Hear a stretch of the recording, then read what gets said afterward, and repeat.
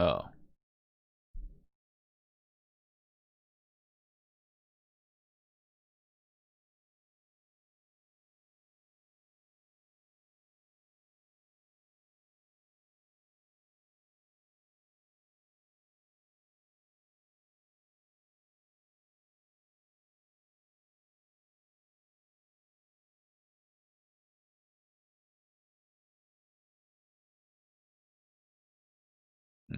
Okay. All right, let me. Hey, I'm about to go live. I'm about to go live, man. Let me go live.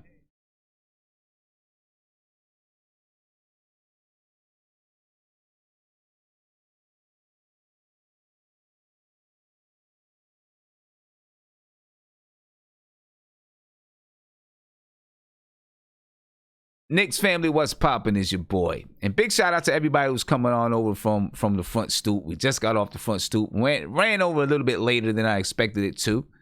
But I'm glad you're here with me now. Big shout out to Gregory Castillo. Thank you for the super chat. I appreciate you. Appreciate you, my man. All right, appreciate you. And tonight, man, we just talking right now. You know what I'm saying? We just talking. We just talking about Knicks stuff. Anything that has to do with the Knicks. I got Big Freezy in the chat. Guillermo, Savvy, Isaiah. So we're going to have a nice conversation about the New York Knicks and anything that's happening. I think I want to start off, though, really just kind of talking about the NBA and, you know, this whole playoffs and all of that kind of stuff. You know what I mean? So I'm gonna come over here. Big Freezy, I'm gonna start with you, man. Since you know I didn't get a chance to talk with you earlier over there on the front stoop. What's popping with you, Freezy? What's going on with you, bro? Hey, man, I'm still saddened by the events going on in the country, man. You know, one of the bright spots though is that our Knicks seem to be trying to head in the right direction. So, you know, that's one of the bright spots. Everything else, man, is like, you know, trying to figure it out, you know. Nah, I hear you, man. I feel you. I feel you. Hopefully, we are going to figure it out. You know what I'm saying? Yeah, man. The NBA, they're gonna have the playoffs, and I didn't get a chance to hear exactly what they were saying, but I saw, I glanced past an article that saying something about replacement players. Anybody see that? Nah. You know, I didn't see that. For teams that. All right, so I'm looking at an article right here, right now. It says the NBA continuing discussions regarding replacement players for injury or coronavirus, or you know, players injury or coronavirus. Says, and this is from Salt Lake City, the Utah Jazz, you know, in Utah. And I just clicked on whatever, you know, so I can read what it is. Not whatever, I made sure it was reputable, but, you know. It says the NBA continues to make headway in figuring out how to deal with roster sizes, replacing injured players, and what happens if a player tests positive for COVID-19. Right? The devil is in the details, and the many details the league is negotiating could still take weeks to iron out completely. According to Adrian Wojnarowski and Bobby Marks, the league is planning on having a 1-week transaction window for all 30 NBA teams beginning on June 22nd, ahead of the tentative July 31st resumption of games, in which teams can fill open roster spots, sign or waive players, and convert two-way deals to standard NBA contracts. That's interesting. So I wonder, they said June 22nd.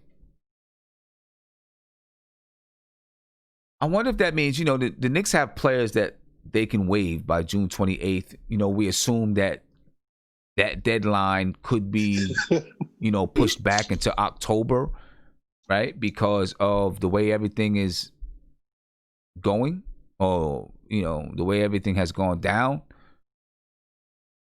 Or since the Knicks are one of the teams that aren't playing, one of 8 teams that aren't playing, would they allow the Knicks to go ahead and waive those players by June 28th or June 22nd, and then those guys can go out and find a team to play for, in this playoffs or something like that?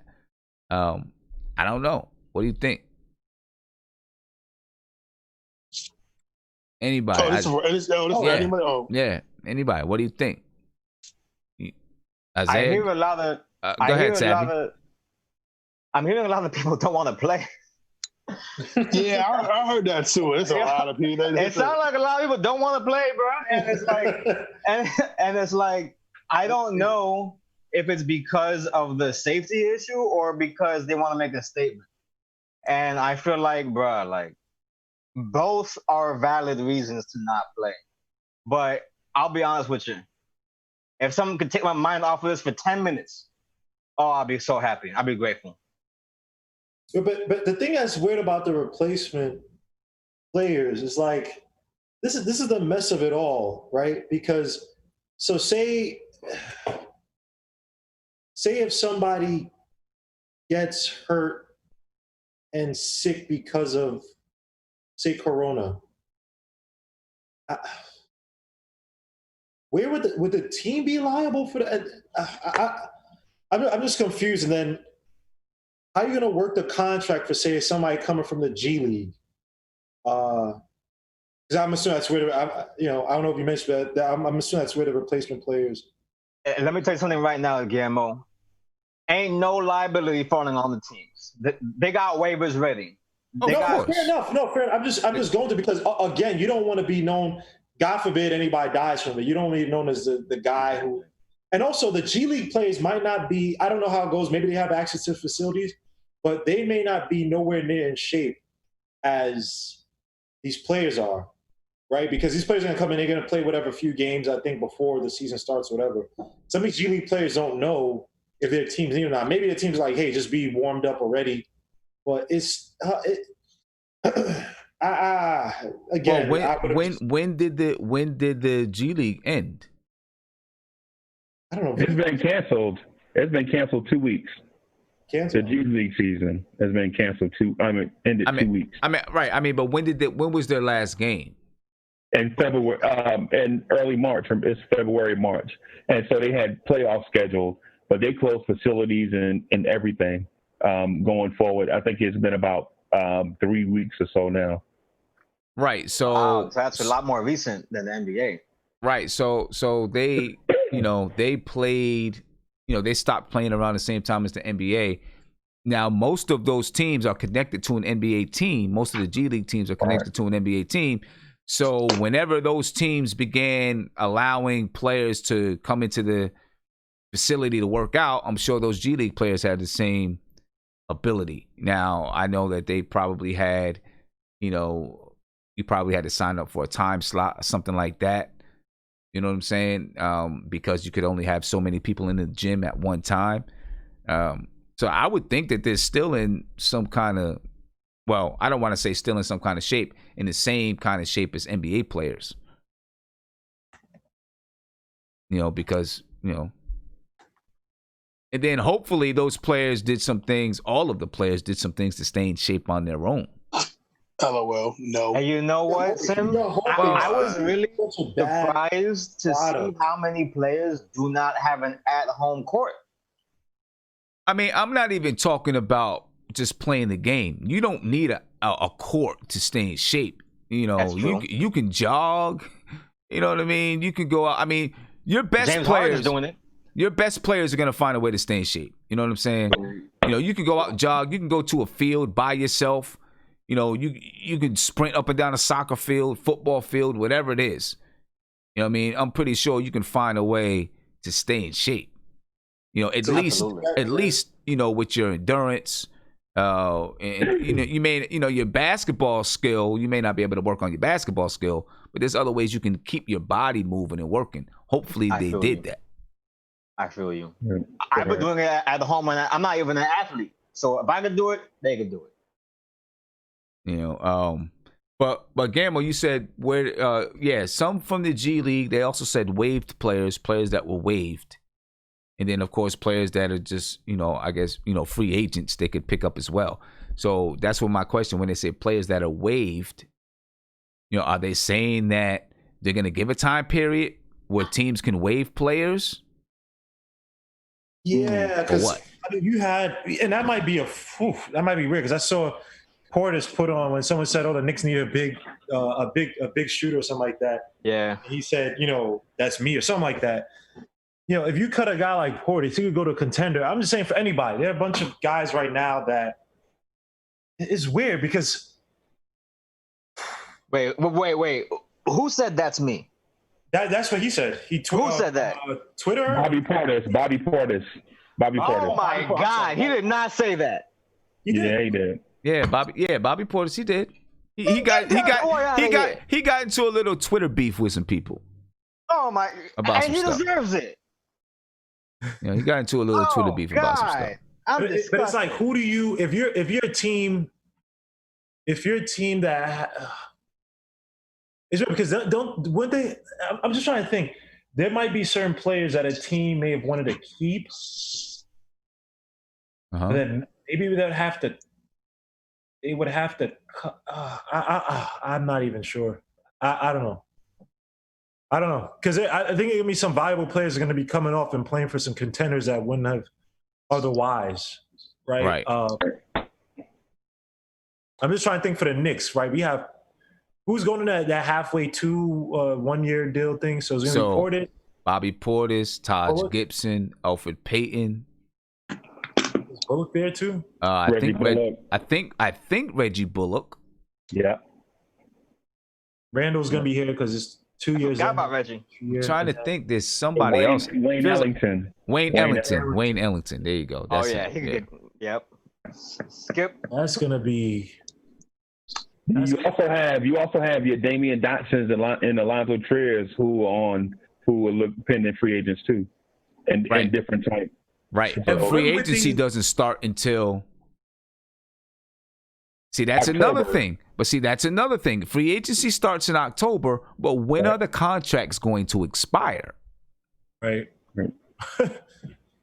So if the contracts expire like they're supposed to, in June 30th is when the contracts expire, and they're saying that NBA teams can pick up players to play, right?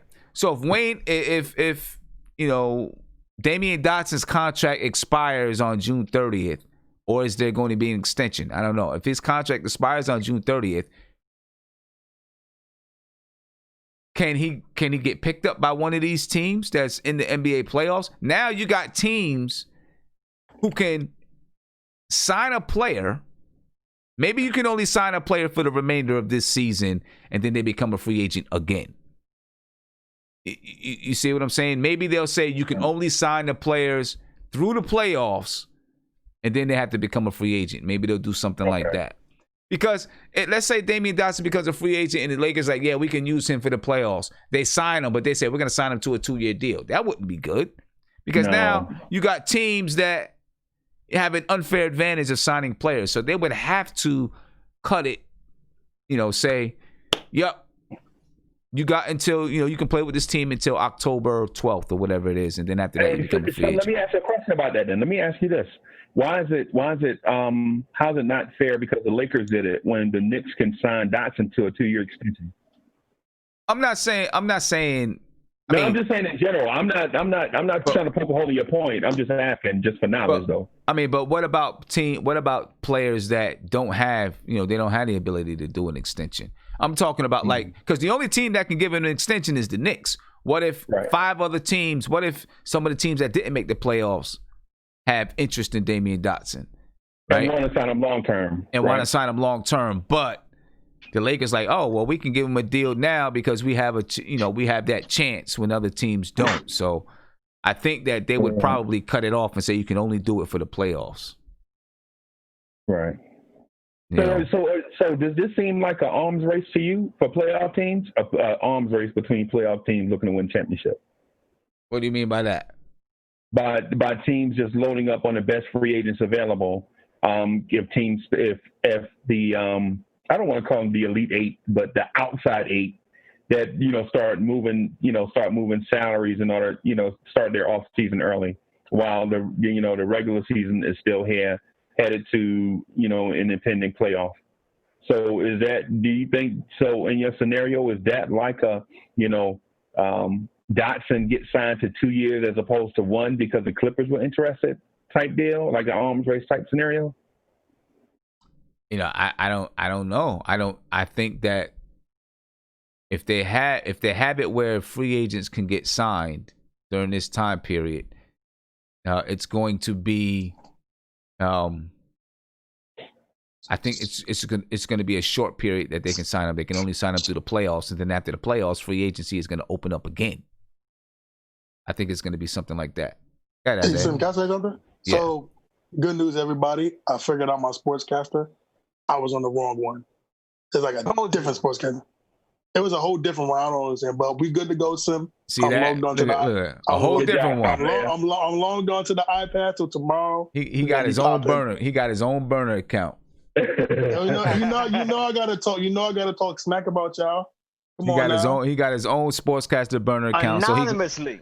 So he can go on Sportscaster, watch his own video, get himself a view, give himself a like, write a couple of comments in there. I know how it goes. Hey, Sim. I ain't gonna say no names, but I'm not certain people on YouTube, okay? So we're not gonna say no names. But shout out to my boy Freezy in the building. I'm gonna chime in real quick. Yeah, man. This is gonna be the most interesting playoffs basketball that we're going to see ever. And then whatever Bobby Portis said, man, we're not worried about Bobby Portis. He can't play defense, and he only played good against teams that he used to play on. So, we're not worried about Bobby Portis.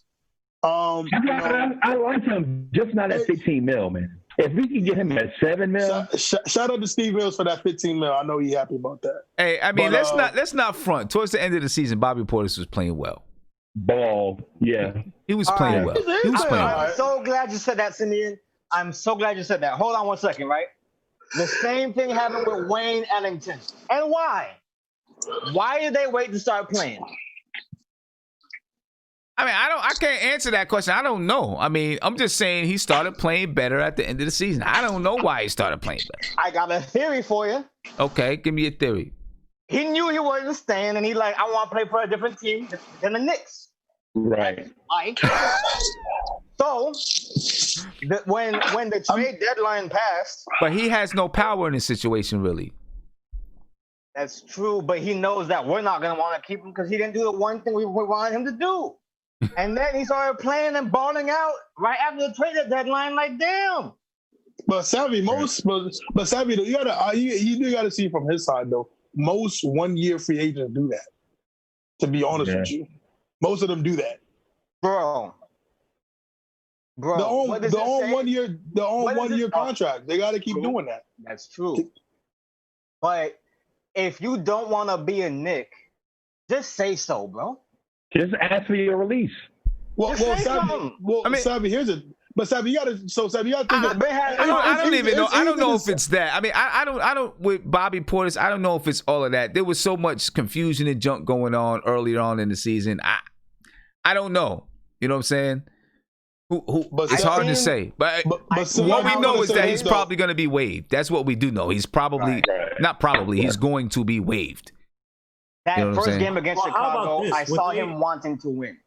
And I haven't seen him wanting to win. I told you he played good against his former teams. That's what I'm saying, bro. Like, he did. But during the end of the season, he played good against teams that weren't his former team. I mean, the last 11 games, he averaged, 13 points. He shot 52% from the field, 41% from three. Maybe it took him time to get comfortable in whatever they were doing.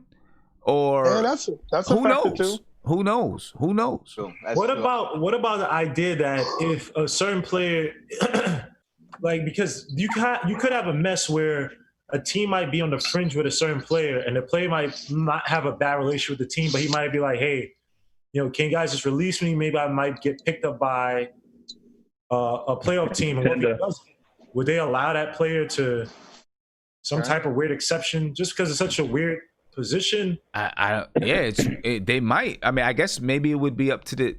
I guess they're gonna have to put in a time period to say you have this time period to waive players. Like you know what I'm saying? NBA teams, where the league says to all 30 teams, you have this time period to waive players, and I guess that's kind of what they said. Something like that, maybe. I got to look at it again. Yeah, Hey, Sim, can I say something? Coming back, like say if they, because say if there was an option, right? Would they allow, just because of circumstances, would they allow a player, almost like a drafting where if you don't hire an agent, you can go back to college?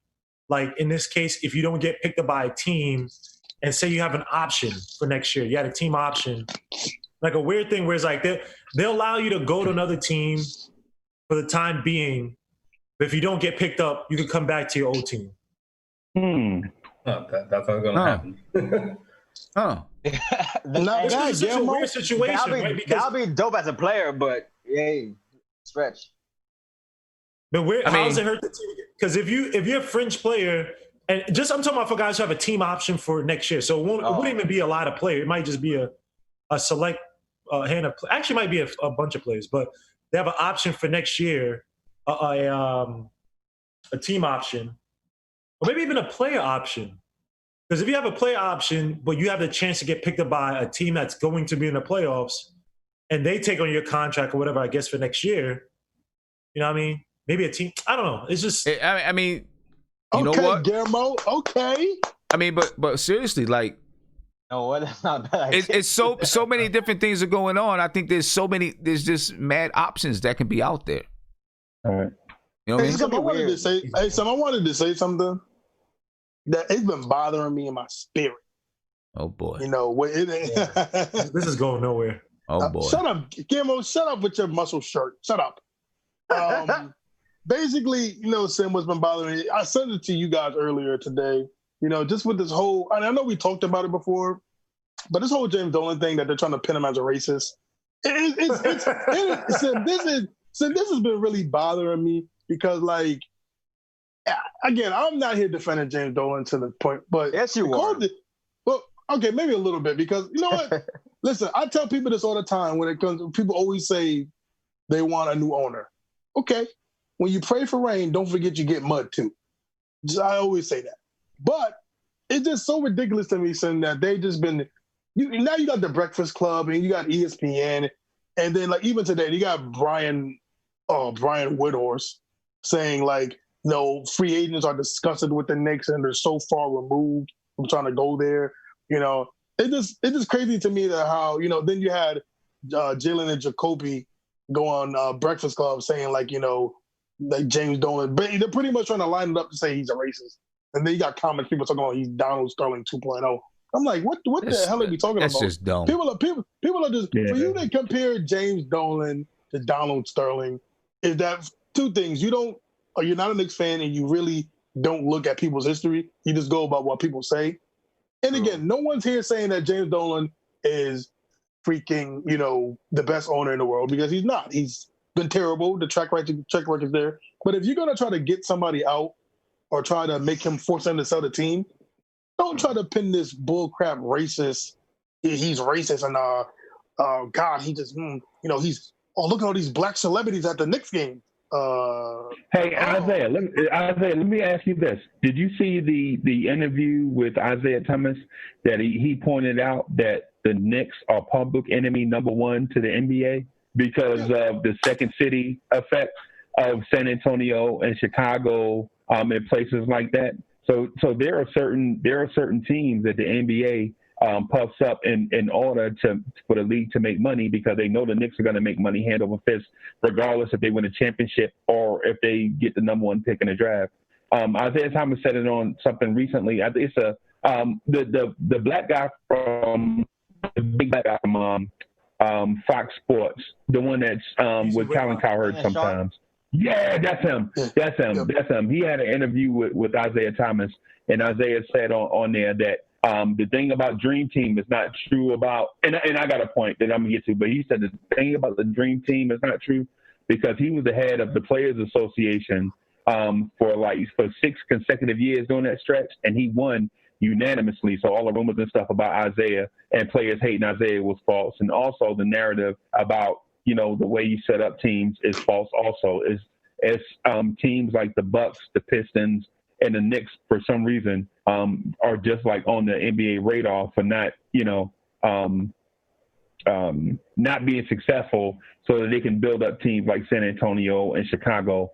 And he mentioned that back in the early 90s, and it wound up coming to be true because San Antonio made the playoffs one year, and the very next year they got the number 1 pick in the draft when the Celtics had 3 of the top 6 chances, and the Spurs wound up getting Tim Duncan over the Boston Celtics. Wait a minute. But you know what? Wait. Isaiah, before you do that, let me ask a question. What is the second city effect that you're talking about? So from what I gather from that is you have one city that you constantly help, right? Or one franchise, and that's the LA Lakers. And don't even dispute me on that, because y'all know the Lakers got the number 2 pick in the draft. The Lakers got the number 2 pick in the draft like 3 years straight, when they were barely missing the playoffs. Yeah. So, he said you need one big city. And then you can underneath that you can have Chicago, San Antonio, your Miamis, and teams like that. Because what it does is it helps the league more financially than it does by having New York dominate over everybody. If the Knicks win championships, basically they would choke out all the other franchises, because New York is basically one of those places. If they start becoming a contender like the Yankees, then you'll start having contract teams, and the model is baseball, where when the Yankees win championships, you basically see smaller market teams and second city teams struggle financially just to stay in the market. Freeze, can I say something real quick? Real quick? For D-Public, I mean, don't ever try to disrespect me like that. I don't know what he's trying to compare Dolan to Trump or something. He tried to make me sound like some Uncle Tom type of dude. Yeah, he's trying. This is don't do that. Don't ever do that. This is the idiocy. This is the idiocy. This is the idiocy of some people, right? We've all said time and time again, none of us are fans of James Dolan. Now, put like this, D-Public enemy, right?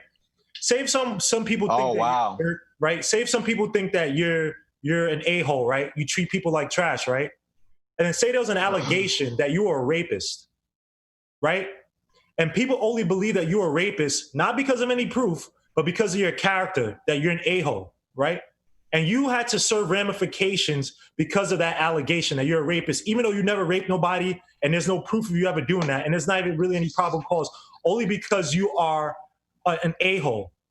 That's the same thing with Dolan. Some of you guys who you play NBA 2K a lot and all you think about is sports, because that's all that's in your life, you guys got to get out of your head that if somebody is a bad owner, they run a business badly, and you don't like them because of that, you need to separate that from the fact from real world things like this guy being a racist, right? When you put the allegation of racist on that person, you take it to a whole nother level. So all these people talking about, oh, we're like Diamond and Silk. No. We know how to bifurcate and split out between and differentiate whether someone's a racist and if someone is a bad owner. You can be a bad store owner and you can be a rapist, a racist, a pedophile.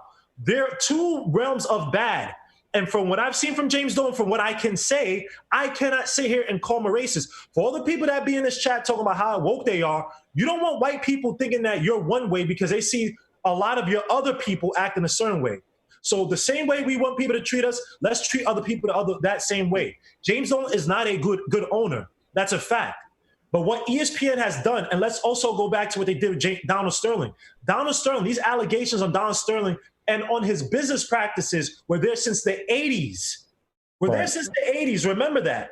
No one had, or whenever he bought the team, no one had a problem with Donald Sterling. The NBA, who blackballed Craig Hodges, Mahmoud Abdul-Rauf, and gave you a dress code, black man, they had no problem with Donald Sterling until it got hot and they wanted him to sell the team. So again, and Kareem Abdul-Jabbar from being a head coach, a Muslim head coach. People want to look at the NBA, ESPN as these woke places. Remember, Bomani Jones wrote about Donald Sterling years ago, and they quieted him, right?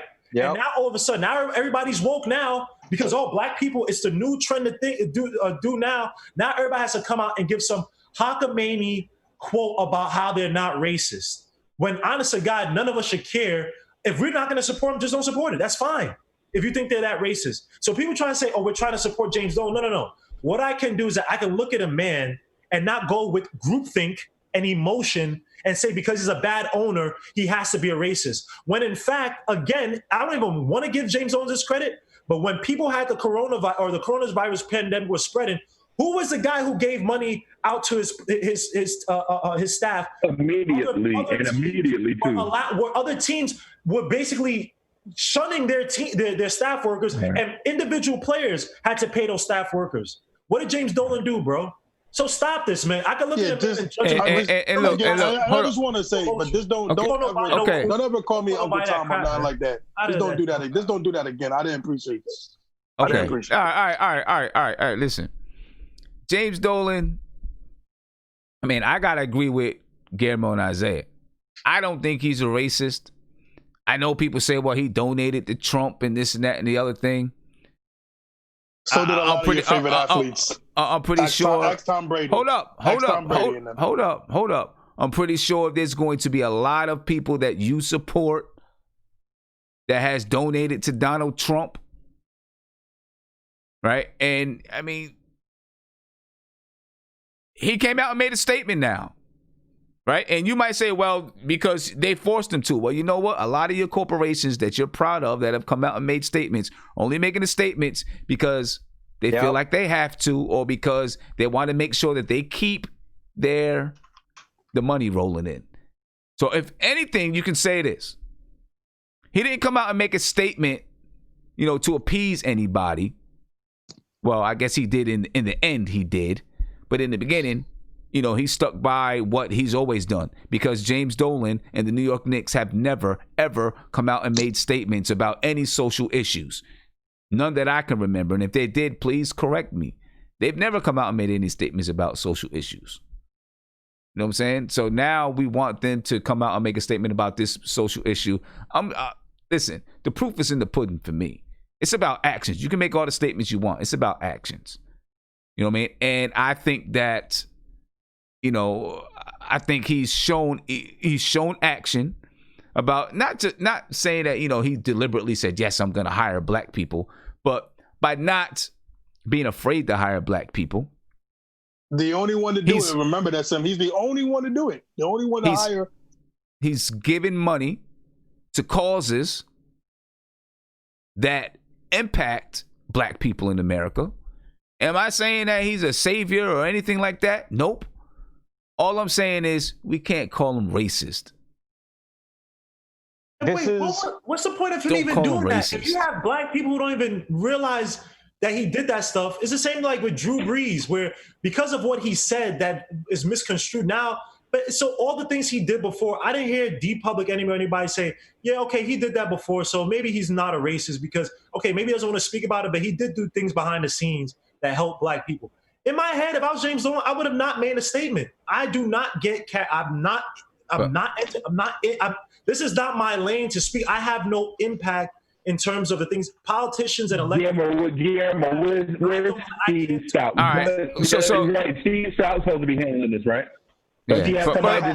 Okay, so let's not let James Dolan take over this entire conversation because it'll go on forever. I want to hear what Isaiah was going to say in response to Freezy about the second city thing, but I wanted to let them get a chance to respond. Yeah, well, hold on. Let me let Andy go ahead and get. He wanted to try to say something, and then we can end it. Andy, our light-skinned brother. Yeah. Sorry, guys. I'm getting new to this, so I don't want to, pop in and stuff like that. But going back to to the Dolan stuff, that everybody's saying that he's a bad owner, right? For me, a bad owner is when he doesn't treat his players right and, does everything on purposely bad, right? I don't think he tried to do it, on purpose. He hired the wrong people, but he gave them the money that they needed. Right. We never heard a word that he didn't want to pay someone this or that, right? So the players were treated right and everything like that. The decision making, you can be the best person in the world, but if you hire, make a bad hire, it's going to look bad on you, right? Because you're spending the money. But, I wouldn't go that far that saying he's a bad owner.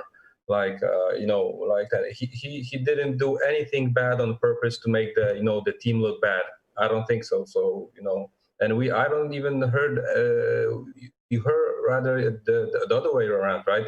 Like OKC owner, he didn't want to spend money. The Houston Rockets owner, they don't want to pay the taxes. They're going to look like the bad owners. They don't want to pay the players and the teams to be good and even get better, right? They're going to try to waive players and stuff like that. Why we are not calling those owners, bad guys? And I'm not defending Dolan like you guys said, because I'm also questioning his decisions, right? But it's easy to say from the perspective that we are sitting in, that someone did a bad work and you're blaming it on the owner, right? I realize that the owner hired the guy, right? Like Isaiah Thomas and stuff like that.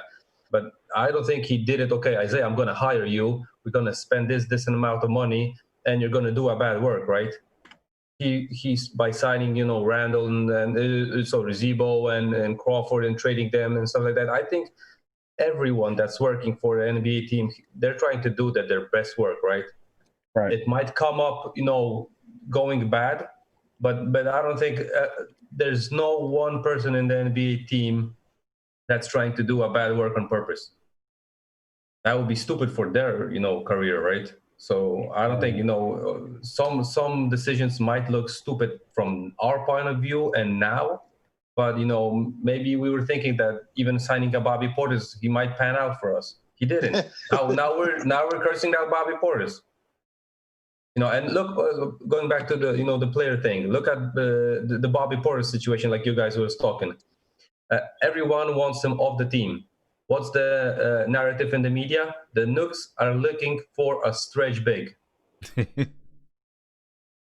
Right.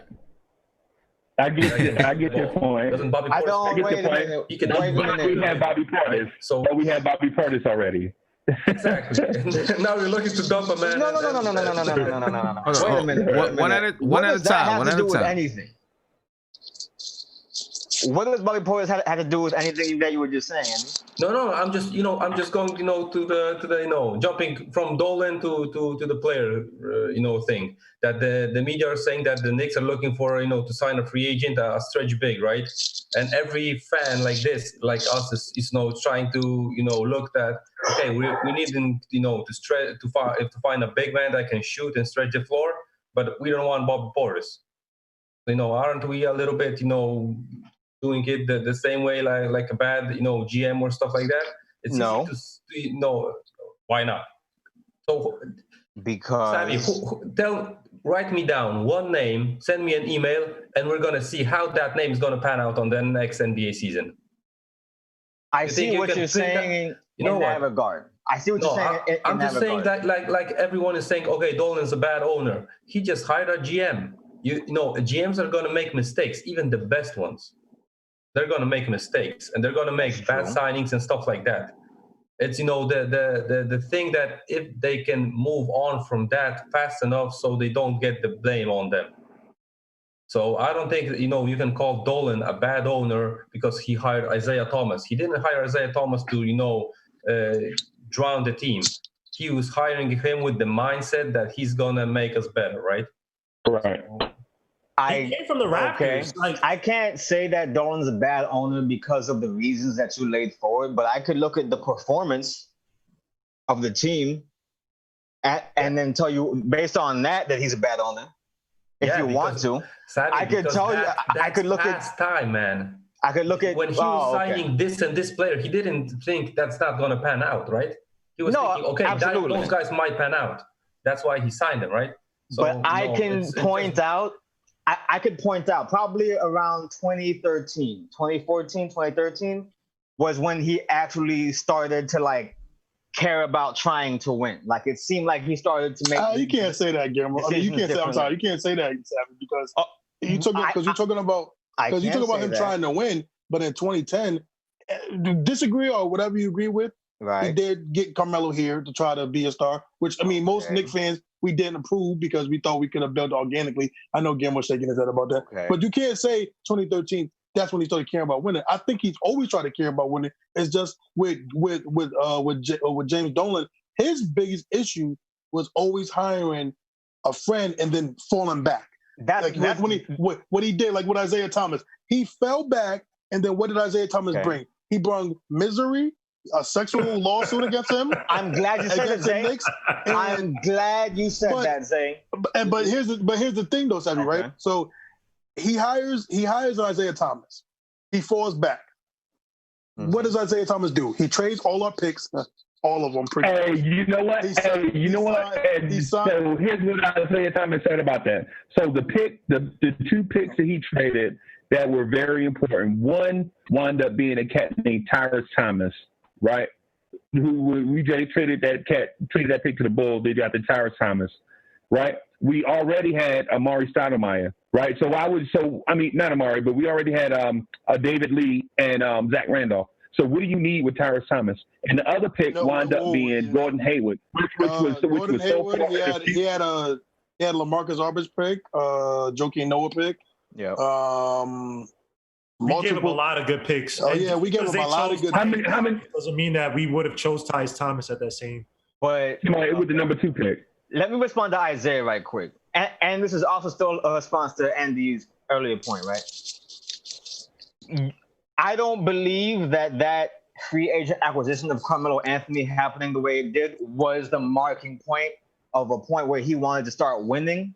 I think he knew that people wanted that, and he went and did it. So it was cool, but we could look in hindsight now and say he should have waited. But okay, what you said about hiring friends, I could definitely say that about bad ownership. Okay. So I don't know what you were trying to. Okay, I can agree with that. You know, I feel like that hiring is friends bad that might be bad ownership. Right? Yeah. Well, no. But my point, what I was going to continue was that's the part where I can blame James Dolan is when he hires the Isaiah Thomases and falls back. But you was just making that point as if it spoke to him being a good owner, though. But no. It's been, he also hired down but it's parts of being a bad owner is when to come step in and fall back. That's part of being a good owner and being a bad owner. Yeah. Also with James Dolan is that, again, when he hired Isaiah Thomas, it was all this crop drama, all these sexual lawsuits, bad picks. It was just one, right? it was just one. Well, it was a big ass one. But it's funny how it's not plural. It's not plural. It's one. All right, but it's funny how ESPN has Isaiah Thomas on there. But he's not a repeat offender. But Isaiah, let me tell you something. The moment I'm talking about is when he hired Phil Jackson and stepped away, because everything before that, I saw plenty of meddling with him as an owner. You seen meddling one time. You seen the meddling one time with bruh, a public statement that talks about the team in the midst of a season when you got other guys doing the job is meddling. What year are we talking about? What year were we talking about? This year. Okay. Well. Anyway. Listen, he hasn't been the best owner, right? I mean, I think we can all agree on that. I don't know. Better than the Suns owner. I don't know if we have to. I don't think he's racist at all. I don't know. He might be apathetic a little bit.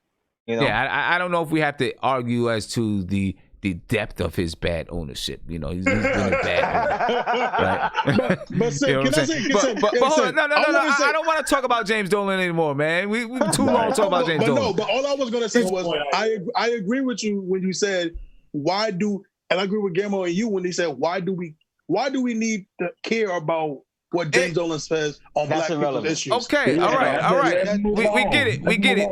Let's move on from James Dolan. You got it out now, Isaiah. You got it out. You got it out now. You got it out now. Let's move on from James Dolan. I'm good, Andy, because they got me pissed off, Andy. I wonder what you're going to be talking tomorrow on Sportscaster, man. Oh, you better. Stay tuned, Andy. It's going to be good. Trust me, it's going to be good. Freezy had a great point that he made about a second city theory, and you were going to respond. I want to hear that. He forgot it sounded like some stuff. I don't even know what we're talking about. Isaiah does not know. He does not know anymore. He forgot. Wait, hold on. Because he didn't know what the second. Because he didn't know what the. He didn't know, what the second city theory was. Because my theory is. You see how they try to play my intelligence, Andy? This is the disrespect that I get on this channel every time I come on here. He tries to. So I know about the second. You want to tell me about? No. You want me to tell you about the second city? No. Let's talk about Fine, Mitchell Robinson. Fine, that's all right. Let's talk about All Mitchell right. Robinson. Let's talk about Mitch. Let's talk about Mitch. That's my podcast topic. Videos for us to see his lies. Let's All right. How much stake do you put in the fact that he broke the record for the highest percentage ever in the NBA? A lot. Doesn't matter. You put a lot. A lot. No, it doesn't You matter. know Okay, why? Savvy. It doesn't matter. Why is it a lot, Savvy? Why do you put a lot of why do you put a lot of stake into it? Because a lot of guys had a chance to do it and they didn't do it, and Mitch did. Oh my God. So it's a lot. And let me tell you something right now. The only thing that means is that the boy got to shoot more, right? And so Shoot more? yes, because look at his percentage is high. But they're all at the rim. They're layups and dunks. Why can't he do more of that at the rim? Because he's not even creating that himself. I'm glad you said that A word creating. point guard is creating that for him. A I'm point so guard is glad you creating that said for that. him. I'm so glad you said that, right? Check me out though, right? Okay, check me out though, right? So listen, right? So you got a search that has been triggered today that excited me because it added a topic to my sportscasting broadcast I'm gonna do, right? We're looking for a shooting big man. He's got a high percentage. He's got to start to pull up, right? And not only from the mid range, but also at the rim. And I feel like what we could do is we could have a system where we have Frank Ntilikina starting at the point guard. Okay, we have RJ Barrett. Okay, we have those two as a duo going in the front court. We have this guy, Mitchell Robinson, doing what he does best, but he needs to work on his patience and wait for the bounce, get the offensive rebound, dish it back out. Okay, when he dishes it back out, I see assist numbers going up, and I see the ball circulating back to him for another opportunity at the rim. Because we do not have shooters on the team. So the ball's gonna go back inside anyway at some point, right? So if we just work on that boy's timing, I feel like he could do a lot more offensively and defensively. Yeah, but what's that have to do? What does that have to do with? But what does that have to do? What's that have to do with him winning the best percentage ever? Because oh no, yeah, I made that point and then I moved on and like added on to it. Well, man, I don't know. I don't think it means anything. Man, I think it means a lot. Hey, Freezy, you breaking up? I think it means a lot. Emma, okay. Yeah, can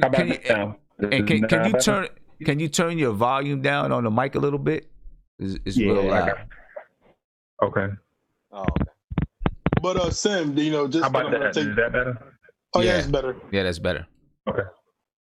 So I was gonna say, man, that Wilt Chamberlain averaged 50 points a game, and he didn't even do that. You know what I'm saying? The fact that Mitchell Robinson created or improved his footwork enough for him to be open and finish down there at such a high rate. Let him finish. I'm sorry, Freezy. I apologize. I'm sorry. No. No, you got a point. What was your point? I got a point. What is the footwork that he's showing down low that makes you think that what he's doing is so proficient? Because you know what they do. That's not a point. That's a question. Whatever. You know what I'm trying to say. There is nothing dynamic. Well, hold on. I'm not taking away from his accomplishment, right? But again, look at the numbers. Numbers don't mean anything unless there's context, right? The context is that his offense is extremely limited. And in this NBA game, with how big men are becoming a little bit more versatile away from the basket, or at least not directly at the basket, Mitchell Robinson, that percentage for what he's doing, which is basically just dunking and laying up right at the basket, as good as it is in terms of production, right? It's nice. He is a limited player. But the NBA just shot your point down. The NBA said that this dude took enough shots to qualify. It doesn't matter, bro. That's not. The NBA is freezy. And he took enough shots in the game. All that means is that if it was a guy, Mitchell Robinson is not going to be counted as a guy who maybe had 3 shots in the season and he made all 3 and he has 100% percentage. That's all that means. Right. That qualification means nothing else but that. But the context is that Mitchell Robinson, whenever he gets the ball, and this is one thing that hamstrings our offense, he gets the ball. He never looks up to turn, never triple threats or nothing. Even though now he's doing it on Instagram, he literally hamstrings the offense because once he gets the ball, you know what he's mostly going to do, unless it's 2 seconds on the clock, he just needs to throw it up or panic. He's going to hand it off to a guy coming to him or make the simple pass, which basically means that once the ball goes into his area, you can game plan for it a lot easier because whichever man's coming to around and blah, that's the point man. You know Mitch Robinson's not going to do anything. Well, I have some statistics that show that's the complete opposite of what GMO said. Games, but what it is, hold on. Mitch Robinson can be averaging 100% percentage at field goal, right? But Big Freezy, you know where 100% of his shots come from. You know he's not shooting any shots from the foul line. You know he's not shooting. So what? You know you're not shooting from the elbow. So the context is that he is a limited player. If you have an offense, and this speaks to, and I'm not taking away from him, what you said about the footwork and stuff, I've mentioned that when DJ came here, he was always doing it before that, but he does a good job on a delayed pick and roll, on a natural pick and roll. He's been doing a good job. But if our offense isn't doing that, if he's not catching the ball at the rim off an offensive rebound, if he's not literally just catching the ball and just putting it right back in, what is his offensive use on the court? I'm lost to what you're trying to prove. If he's not dunking the ball right at the rim, right? If someone's not doing an alley-oop with him, right? A pick and roll alley-oop or whatever, right? If he's not getting the ball from an offensive rebound, say Julius Randle shoots the ball, it doesn't go in, he catches the ball and puts it right back in. His game is limited offensively, right? As a big man. And there are a lot of big men who suck, who's worse than Mitchell Robinson. But Mitchell Robinson, the thing that gets me mad is that we watch the videos on IG, right? And it's like, yo, bro, we need you to bring that to the Knicks offense because when you're on the court, you're easier to defend because you don't triple threat. You don't pose a threat unless you're right at the basket, which comes with the scenarios I just put. So that percentage of 70, 80, 90% of the basket, it's nice. I'm not even saying it's not good, but people are trying to make it seem, when you said Wilt Chamberlain didn't have it, but Wilt Chamberlain had a lot more to his game than Mitchell Robinson. You know what I mean? Well, can I chime in real quick? Who would you rather have, Kareem Abdul-Jabbar, or would you rather have Mitchell Robinson? Well, can I chime in real quick? Context. Wait a minute, Isaiah, because Guillermo just said something. That's ridiculous. That's ridiculous. Guillermo just said that all it shows is that he's limited on offense. I just listed a bunch of ways for him to expand his offense, and Simeon roasted me. So I don't know what y'all want. No. Hold on. Because Savvy, what I'm saying is I didn't roast you because of no. I didn't roast you because you said here's ways for him to expand his game. What I was saying is that's ways for him to expand his game. But his game right now, and that 74% from the field is based on layups and dunks. Right. You know what I'm saying? Right. If he starts to expand, so are you saying to me, if Mitchell Robinson took jump shots this year, he would be shooting 74% from the field? No. Exactly. That is why to me it doesn't mean as much because Wilt Chamberlain was playing. Obviously, he still had a lot at the rim, but he did have a different game. He could shoot it from the perimeter. And pass. He could post up. Right? Post up and make a move to the basket off of the post up. Maybe shoot a fadeaway. You know what I'm saying? Okay. Mitchell Robinson wasn't doing that. So I think there's a different context to Mitchell Robinson 74% than Wilt Chamberlain 74%. No, but I think y'all missing the point. The point is today's NBA is 3-point shot or dunk layup at the rim. That's what today's NBA is. Wait, hold on, Freezy. Hold on. No, Isaiah. Don't get you. Yeah. So Freezy, so hold on. So Freezy. What we're trying to say, I don't think some people get it. I'm not, what me, Guillermo, and Sim are saying, is that, yes, the 70, 80%, whatever is nice. But like Guillermo said, what he does on the court affects us both offensively and defensively.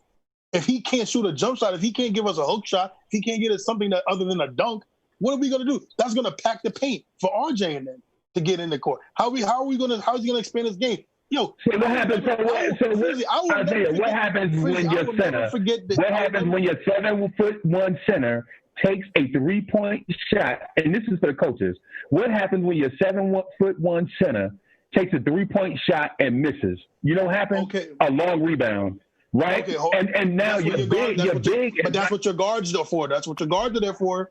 They're supposed to get the long rebound. Now you got your big 7'1" guy getting back in transition defense in a 3-on-1, 3-on-2 against athletic wings, right? That's what you get. But Freezy, you're looking at that. So even if he shoots 40%, that means 6 times out of 10 there's going to be a long rebound with guards pushing it the other way.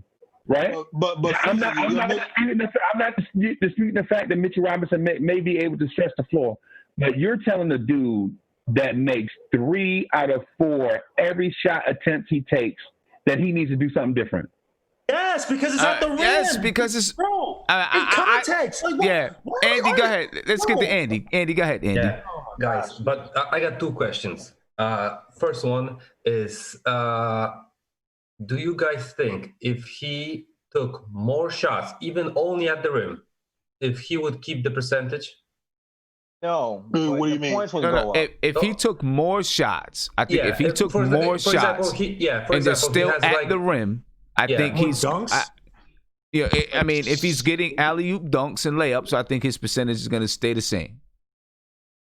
Right? Okay. Because his misses probably came from putback layups or something like that he missed, right? That's where it probably came from. Putback layups. He got the rebound, put it back, and he missed it. Probably came from that. I think if he continues to get alley-oops, then he'll continue to beat. Now, is he a great finisher with alley-oops? Yes, he is. Yeah. Yes, he is. He is a great finisher with alley-oop because he can jump and he's long. You know what I'm saying? And he's a great finisher with the alley-oop. I'm not taking that away from him. I'm not taking anything away from him. I'm not taking anything away from him. You know what I mean? Well, I would, if you would ask me that question, I would say it's going to drop. You know why? Because if teams are going to see that he gets not 10 attempts a game, that he's getting 20 attempts a game, they're going to defend him the other way. And he's not going to get those, put back things all the time. Yeah. And I bet you that if he was going to be, having at least 15 attempts, shot attempts a game, even at the rim, right? He's going to be scoring like 30 points, maybe make like 18, right? If you're going to have a player that's averaging 18 points, you're going to defend him otherwise than when he's averaging 10, right? So I don't think I'm betting he's going to that percentage. If the shot attempts were bigger and higher, I think that percentage will drop. And I'm not saying it's going to drop to 50, right? It's going to drop a little bit. That's why, if he has the record or if he doesn't, it doesn't matter. You can use a player like him. You can put in a system that's going to work. Do I want him to expand his game? Of course. But I could work with a player like Mitch. Even with this skill set, I would teach him to do better screens so he can open up the other side of the court if he's not on the on the ball side, right? Mm-hmm. So you can use a player like that and you can, build a system around that. But I would add to his, game, maybe not even this season, next season and the seasons ahead, right? But I could work with a player with a skill set like Mitch has even nowadays. But Andy, can I say this to respectfully disagree? This is why I don't agree with that, because we're talking about his skill set right now. His skill set is really not that good. He's just a running big, a rim protector, a running big. That's it. Yeah. So for people to say that he would average 18 or 20 points a game, that's not that the way that Mitchell Robinson is right now. No, that would not happen. Exactly. He can't create for himself. And then you're telling me all he's doing is dunks and layups with no post moves, with no baby hook, with no type of skills, with no good footwork. That's why I'm getting confused at what people thinking about where Mitchell Robinson is right now. For him to say that, like, you have people talking about on the comments he can be I start playing on a team. Not right now. Not the way he is right now. But Isaiah, that's what I'm telling you. The teams are preparing versus a center like Mitch because he's averaging 10 points. If he would be having twice as much amount of shots, even this at the rim, he would be averaging around 20 points per game, let's say, right? I don't know about that because all they got to do is pack the paint with Mitchell Robinson. See, exactly. He can't pass the ball. That's and what he can't pass it. That's when the percentage will get lower. No, he doesn't still jam it because he still has a skinny frame. He's not that strong. All right, let me watch the games. Hey, let me get to a couple phone calls. Watch the games? Let me get to. Okay. Hey, let me get. Come on, bro. I'll watch the games. Don't do that. I see Mitchell Robinson. All right, Isaiah. We know you watched the game. Why are you attacking me, Sim? Let me get to it because you was the last one to say something when I'm trying to get to a phone call. It better not be Tony Crow. I don't want to hear Tony Crow talk about what we talking about. If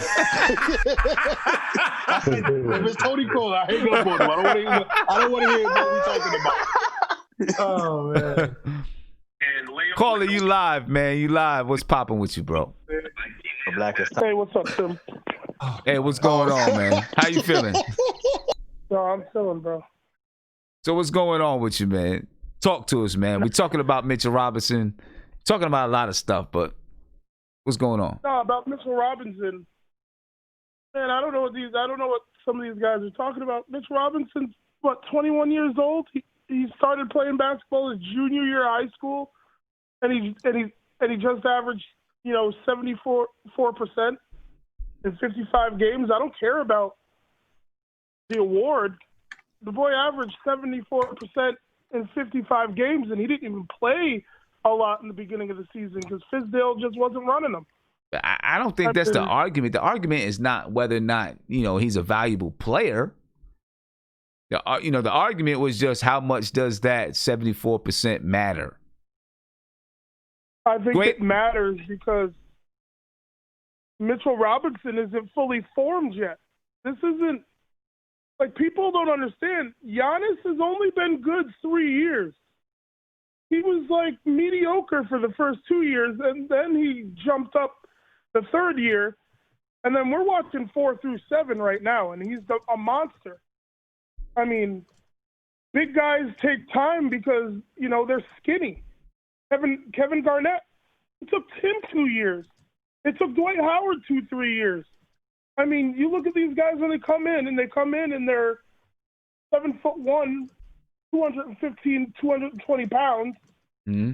And then when they ascend, they're 7'1", 250, 265 pounds of muscle. Mm-hmm. And they're just doing what they want. Mitchell Robinson gets 245. He's going to be unguardable in the middle. And plus, people forget his defense is so good that it makes up for his lack of. I don't want to see Mitchell Robinson shoot a three. Why do I want to see my 7'1" defensive monster center who's going to go get, if he misses a shot, he's got a better chance of getting a rebound? Why do I want to see him out of the three-point line shooting 31%, 32%? Why? Just so we can prove why does any other center in the NBA expand their game out to the 3-point line?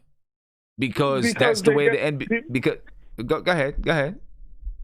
Because they get old and unathletic. I mean, Giannis isn't. Look at Giannis. He's working on expanding his game to the 3-point line. That's been the one knock on him, and he's shot way more threes this year than he did in any other season. Yeah, and he shot like 32%, something like that.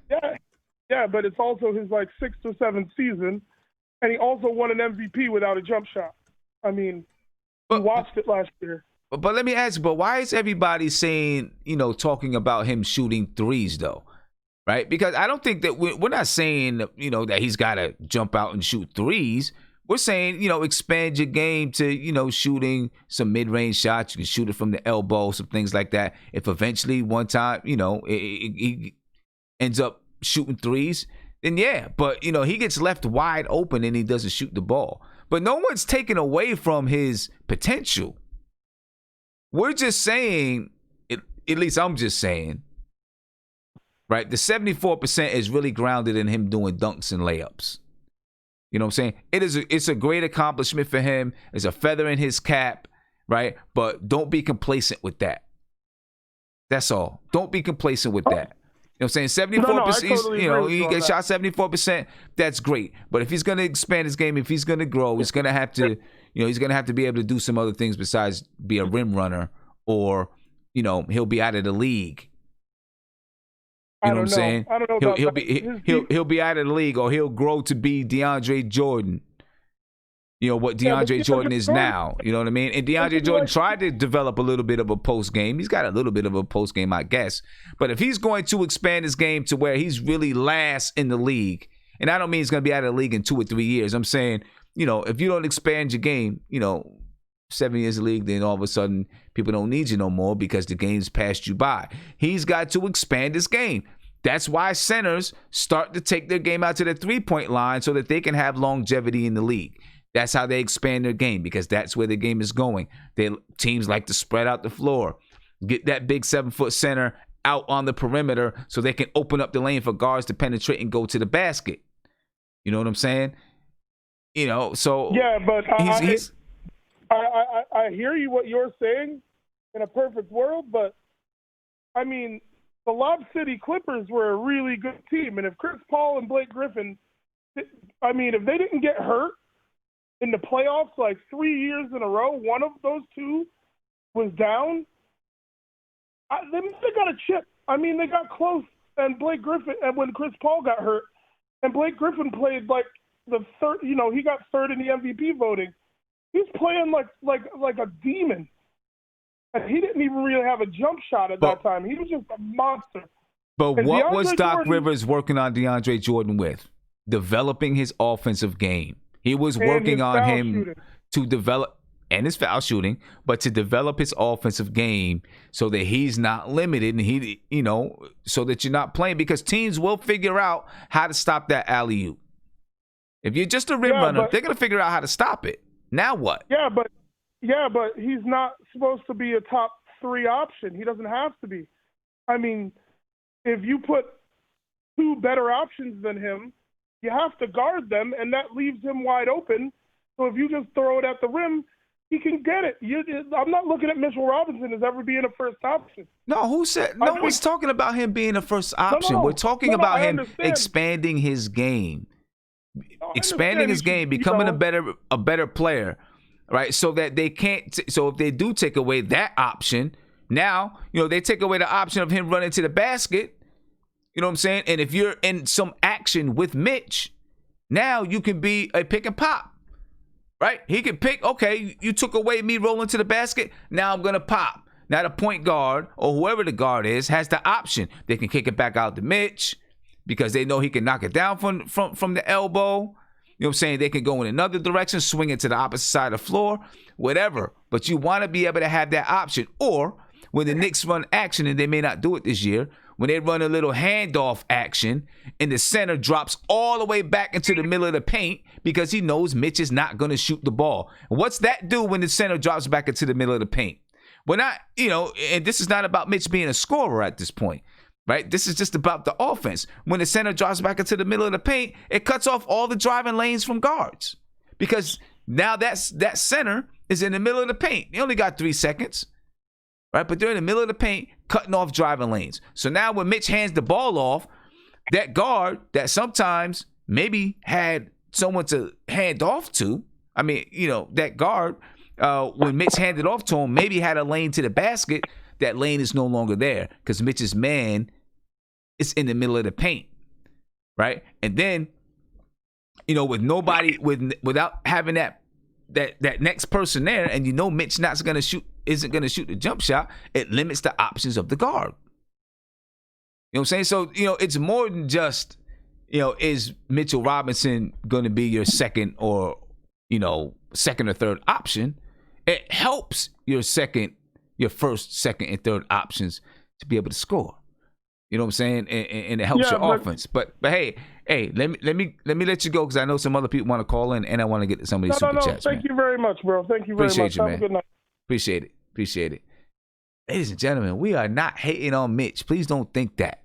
Anyway, let me get to a couple of these. All right, Payback Carter, thank you for the super chat. He said he's a late first round prospect. And I'm skipping through some of these super chats because I want to, kind of stay on topic a little bit. Yeah, he is a late first round prospect. You know what I'm saying? But he's here now. You know what I'm saying? But he's here now. So we're going to take what they're giving us now. What he's giving us now. And, we don't hate Mitch. We love Mitch. We just want him to get better. That's all. Big shout out to Kaiser Souls 718. He said Brook Lopez, Karl Anthony Towns, Embiid. They shoot and make threes. Please don't limit my dog Mitch. I agree with you. You know what I'm saying? I agree with you. Don't limit him. You know what I'm saying? Don't limit him. Payback Carter, thank you again for the super chat. You said take a look at Jaden McDaniel out of Washington. The kid has game. A shooting big 6'9" power forward. I think we did take a look at Jaden McDaniels. He's back at one of the other shows. I think we took a look at Jaden McDaniels. Yep. Bravo Mo 1982 said, "Do you think the NBA playoffs do outdoors during COVID?" No, they're not going to be outdoors. They're going to be inside. They're playing in Disney World or wherever they're playing. Mickey Mouse tournament. Let me get to another phone call here. Caller, you live on Nothing But Knicks. What's popping? Yo, what up, son? What's going Joe on, man? from Ohio, man. Hey, first and foremost, I want to let y'all know, man, y'all doing a great job. Y'all are inspirational, what y'all doing on the show. Appreciate it, a whole man. bunch of brothers talking about sports. Just, you know what I'm saying? Talking about intelligence and everything. That's stuff. But we talking about Mitch Robinson, right? Yeah. I bet. Mitch definitely got to start expanding his game. And it's kind of funny how we talk about the NBA and talk about basketball nowadays, right? In that, like, it's only two spots to score from on the entire floor, from the three and then at the rim, and that's kind of funny because you look at NBA history and basketball history, it's way more spots than to score than just that.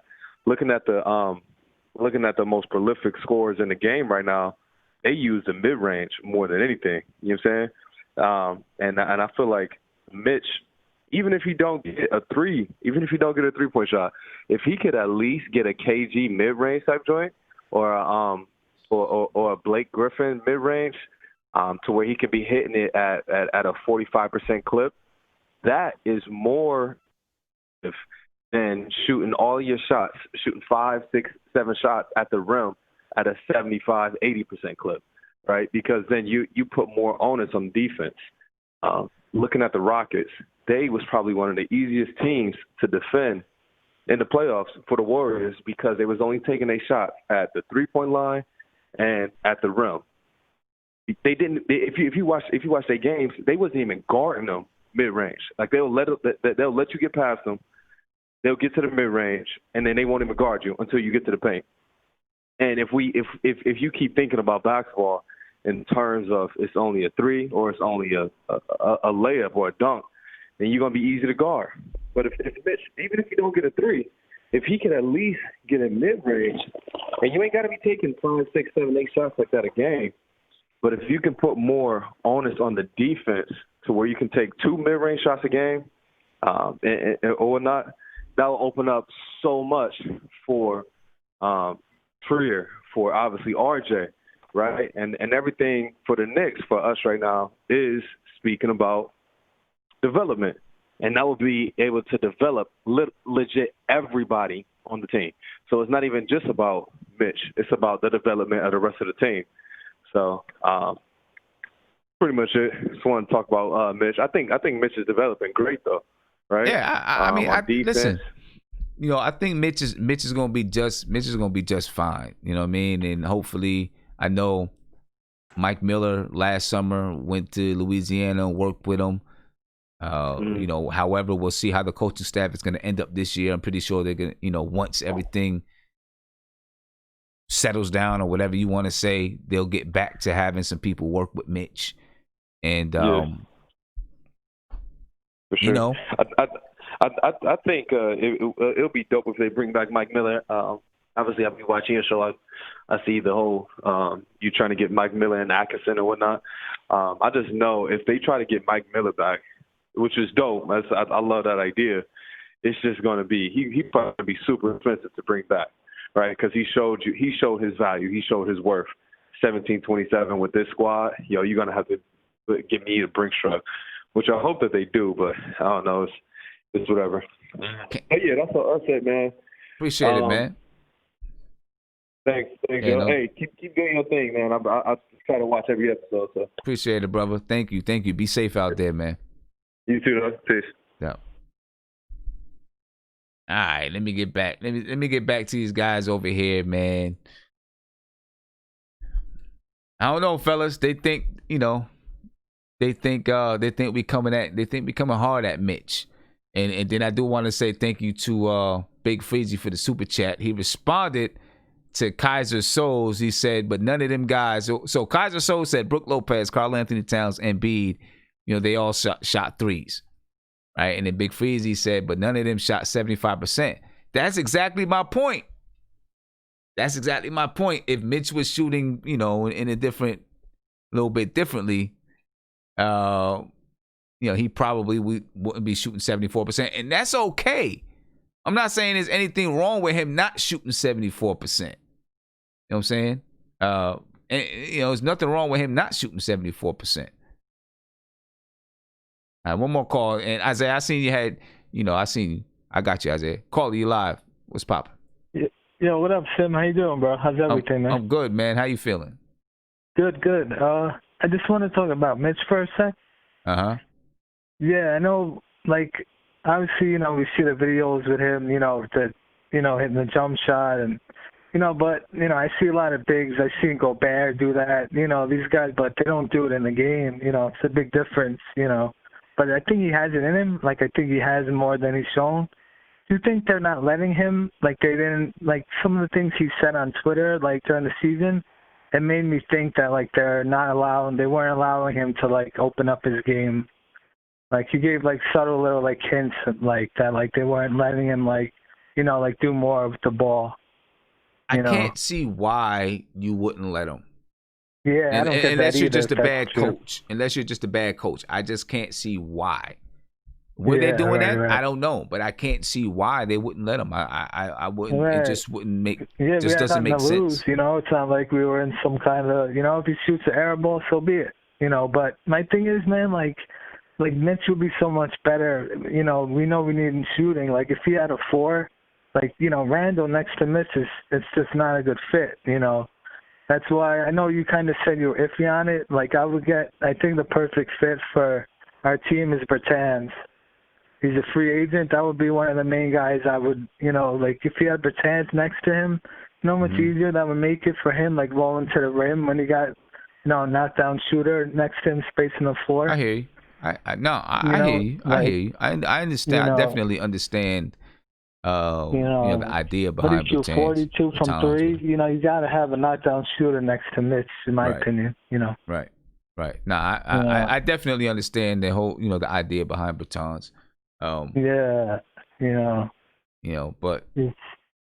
Mitch is gonna be all right, man. Mitch is gonna be all right. Oh yeah, for sure. I love Mitch, no doubt. I think maybe this year, we'll start seeing him expand his offensive game a little bit.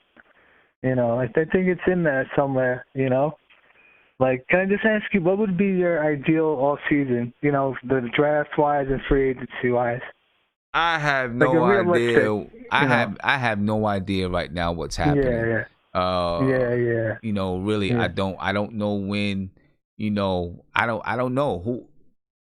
I don't know what's happening as far as with the everything with COVID-19 and how they're going to do that little mini free agency. Right.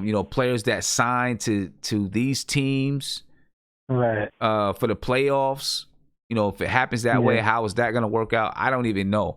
I would love to get LaMelo Ball. Right. If we don't get LaMelo, would you to get at all costs? Would you try and trade up? And I'm iffy on it. I don't really want to give up future picks. I'm not doing that. I don't know. I don't know. I like LaMelo Ball.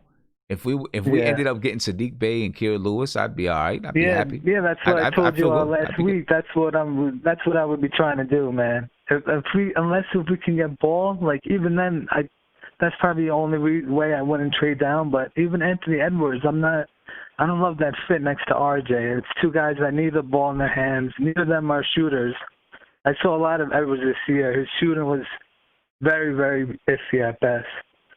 You know, I think RJ is better off at the 3 and having a knockdown shooter at the 2. Like Joe Harris is a free agent. Like why not get him from Brooklyn? You know, like I don't think we need sexy names. You know, Davis, he's not leaving the Lakers. Ingram, people are saying New Orleans already said they're matching offers for him. So, you know, like I would like I said, I think you agreed with me. Like, you know, if you can get a trade down, they get a Bay, and then trade back up, and they get like a Kira Lewis. To me, that would be a great draft right there, in my opinion. You know. Yeah. You know. So. We'll see how this draft works out, man. I want to ask you one question before I let you go. Go ahead. I assume that the Knicks had their closing interviews this week. Yeah. Right. Right. They should have had those closing interviews this week. Do you expect anything to come out of it? You know, like who do you think? What do you think the players, right? Yeah. And Nyko 911, I appreciate you. You say you new here, love the show. I appreciate you, my man. Thank you. And he's on Sportscaster, by the way. But what do you think is going to come out of it? You know, usually during this time, the coaches, first of all, who's going to do it? I'm assuming it's going to be Leon Rose or who handled it already. I'm assuming it's Leon Rose who handled it. Right. And so what do you mean exactly? Come out of it? Like, usually the players. I'm pretty sure we'll start to hear something at some time.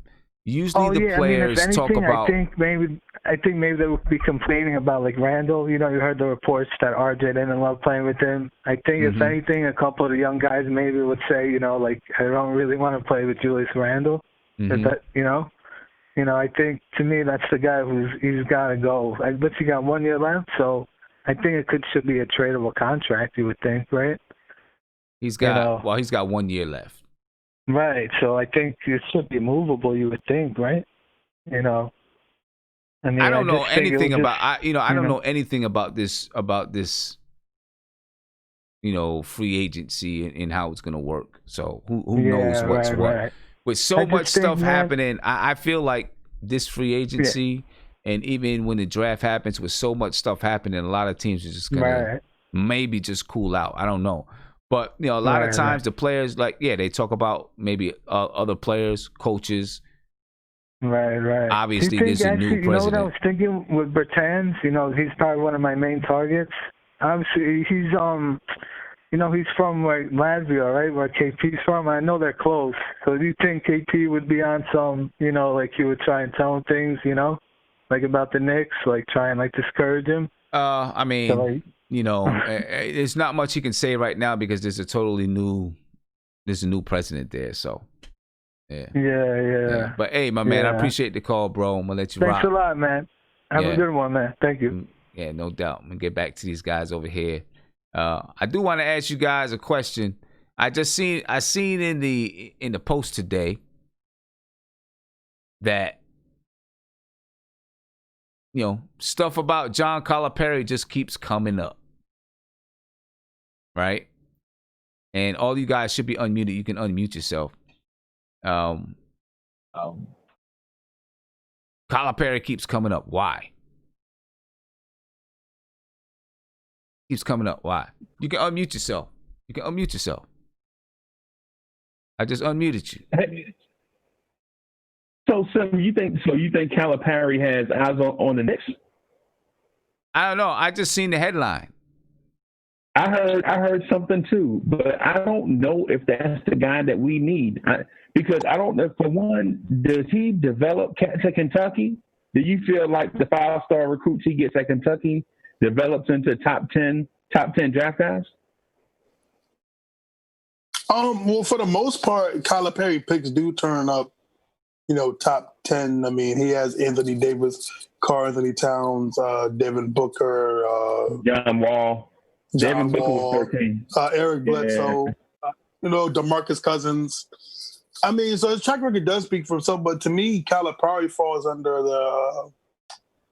I don't want to say the Nick Saban effect because I do think Nick Saban's a good coach, but he gets the top recruits every year. I mean, it's kind of hard to tell the difference from a good coach and someone that gets literally the best talent in the nation. You know what I'm saying?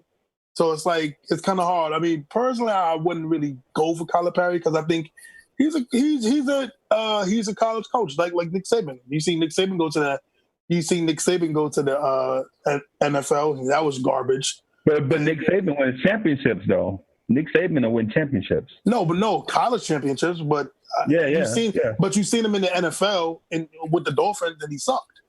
I mean, Calipari. You got to remember too. Calipari was a coach in the NBA for a little while, and it didn't pan out really well. And he went back. With the Nets.